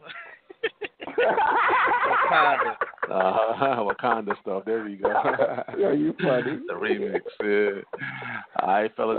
We winding down, guys. We winding down. We only have 2 more calls, but you only have. Listen, I want to only give you time to make quick comments now because we kind of winding down. I want us to get cut off, and I want the gentleman to get some final statements. So I'm gonna let the 2 callers get some quick comments, and after that, we're gonna pretty much wrap it up. Let's get some quick comments from the 2 callers. Let's go to 832-274. Quick comments. Yeah, what's good? What's good, y'all? Good discussion. I just wanted to say that it was edifying, and that I think a real good point that Zadok brought out was the fact that most of the people that were in according to the Bible, everybody started in the Middle East, quote unquote, Eastern Africa / Middle East, quote unquote. So, anybody in West Africa, anybody in America, they migrated there. They came from somewhere. Nobody originated in West Africa and America, so on and so forth. So it ties up together when you listen to these tribes in West Africa that say, no, we originated from the Middle East. No, we originated from Israel, etc. So I just think those were great points, and appreciate the discussion. Thank you. We appreciate your comments. Let's go to the final caller before you pretty much get some final statements. 323-232. Quick comments. Okay, my quick comment is going to be a little bit off topic. I want to comment on what Zadok said about Josephus saying that Jacob and Esau, the difference was him being hairy. According to the scriptures, it points out way more difference between Jacob and Esau. It talks about two manner of people is in the womb, one stronger than the other one, and one going to serve the other one, and one are destined to be destroyed forever, according to Obadiah. So there's more difference between Jacob and Esau other than them being hairy, according to the Bible. So Josephus can't be accurate, and when he's making that statement, he has to be off because the Bible says otherwise. That's my comment. All right, we appreciate your comment. We do have one more person that pressed number 1. We're trying to get it in real quick. All right, quick comments, 706-505. Quick comments. Hey, what's up, Sal? I just want to say this, because I know G.Con, he always mentions, and there's nothing bad against it. He probably doesn't know, or he might know and don't say. So he always mentions the haplogroups like J, R, and E, but there's also other Israelite haplogroups, and this is documented by scientists. There is haplogroups like G, Q, Y haplogroup L. These are also Israelite haplogroups. Also, if somebody had an A haplogroup, you would say, nah, they're not a Israelite by genetics, but that is not necessarily true because you have the haplogroup A3B2, which is Israelite haplogroup by the Yemenite Jews. Now, I will say this for both of y'all because I don't think y'all know this. When you look at someone's DNA test, how you can tell that they are a genetic Jew based on science, it's called the STR value. You look at the STR value, and the way you determine that is by looking at, you have to know what their haplogroup is, and then you have to look at it. They go from 37 markers and above. So it will start with a DYS, maybe the 410 or 710. That lets you know how many markers it is, and then you look at the value of that, and that's how you can tell if someone has Israelite DNA. So you can't just look at a haplogroup and say, oh, you're not an Israelite, you are an Israelite. No, look at the STR, look at the haplogroup, and look at the STR value at the marker level, and that's how you determine genetically if it's saying that they have Middle Eastern DNA in them. I yield. I appreciate your quick comment. Let's go to the final quick comment. I know I said that earlier. Skype caller, quick comment. Go ahead. Yeah, Salam. This is me again. I just wanted to tell y'all good job. And I needed to get a way to get in touch with Zadok and G.Kon so I could send them articles, especially the ones from this Roman cat. It's a Roman geneticist name, Benamino Trombetta. This is the guy that really did all the work on the E haplogroup, and he shows you how they were split. So you had EM2 and then E or V100 basically, and that EM2 or what it was before that, before it was even EV38. That's the one that spread all the way up and even into Northern Europe, into the Middle East, into Northeast Africa, and into West Africa. So it's impossible for those to originate in West Africa. But if I could just get that information so I could email them these articles, that'd be cool. And good dialogue, man. This was a great topic. So shalom, and y'all be easy. Peace. Hey, Sal, do you have our email addresses? I'll put that in the description box. Just send it to me via Messenger, and I'll put it in the description box. So if you want to say it on the air, you could, but I'll put it in the description box. Okay. Okay. I believe that was the anonymous Hebrew. He could send it to my one email address. your boy Zadok. That's YABOYZAYDOK. Your boy Zadok, ZAYDOK at Gmail. YABOYZAYDOK at gmail.com. And G.Con got an email? Oh, he sent it. He sent it to you, Sal. He just sent it to I got you, brother. Facebook group. Okay, I got you. I'm gonna post all that information, family, in the description box. All right, so we have about 12 minutes in the air, so I'm gonna leave both your mics both open. I want to say some last words. Okay. Go ahead. Mm-hmm. Hey, you know what? First of all, this was dope. I appreciate you taking time, G-Con. I know it kind of helps you as you traveling in that big old rig you be driving. So I know for you it's kind of, a nice little way to kind of get 3-4 hours knocked out on the road while you building. But I wanted to address the gentleman who had just called in, and he said Josephus was wrong. And I don't know who the brother is. I would say he's being genuine to what he believes and what it is, how from the lens he looks through. Josephus isn't wrong. The point that he was making was a different point. Josephus was talking about the physical makeup of the twin brothers. They were identical twins, basically. They just, one was hairier than the other, but in all other ways they were alike. He was talking about their physical appearance. So when you got two different manner of people coming out, that was describing why the kids were wrestling so bad in the womb. And Rebecca asked, and the Lord revealed to her why. You got two manner of nations in you, wrestling in you. It's just like Cain and Abel. We can't really sit up here and say that the brothers had to look too much different in order for Abel to be one manner of man and Cain to be another manner of man. So Esau was a different type cat. Hunter, rough guy. His brother was a keeper of sheep and a more laid-back individual, but yet more cunning. So when you talk about Obadiah and all of these kind of things, I understand that, but that has nothing to do with the point I was making in Josephus. This was a discussion about DNA, and I'm killing the fallacy that our brothers run around saying that Esau is a white, red man. Red has nothing to do with Esau's skin color, and if it do, then the same words in the English in your King James was used to describe King David. The exact same words that describe how Esau looked, that's how David looked. So at the most, you could say an Israelite can look just like an Edomite, any way you slice it, because David looked similar to Esau.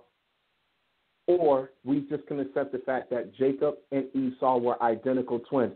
The point that the brother making is the kind of people they turned out to be as nations, but that has nothing to do with Josephus, bro. You don't have to down Josephus. Josephus is more proven in history than any of us on the line dealing today. So I just wanted to say that for the record. That doesn't knock the point you were making, but Josephus was making a point about how the two boys looked when they grew up. They were identical twins. One was just hairier than the other. So that I just wanted to say that on that point. Anything you want to say, G.Con? Not really. That was the brother. I forgot the brother's name, but I know he liked to get it in. So he he was gonna say something. Oh, what's that brother's name, man? To be on the panel debating. I debated him before. That's Amayan. Amayan. Yeah, Amayan. I knew that was him. I knew the voice. Yeah, but Oh, okay. Brother, but, okay, yeah. Salute yeah. Yeah, but so man, I appreciate the dialogue, man. A great discussion. I love building with you always, man. You right, man, because that helped me out, brother. Because when I started this conversation, I was sleepy and I was tired, and I'm almost at my destination. I had 6.5 hours when I started. Now I got about 2 hours and 25 minutes to get to Chicago. So I knocked down a lot of time. I appreciate the audience out there. I appreciate the South Showtime, man. Hopefully we can continue to meet in the future, man, up there in New York or whatever the case may be, man. I get up with you brothers. I'm going to try to get that way this summertime hopefully, and get up. I'm gonna try to get up with Zadok and them because I'm gonna try to St. Louis, man. So I'm gonna get in touch with you, try to bring y'all to St. Louis where y'all can come forward and set up somewhere y'all can come to St. Louis. So you're in 7 now.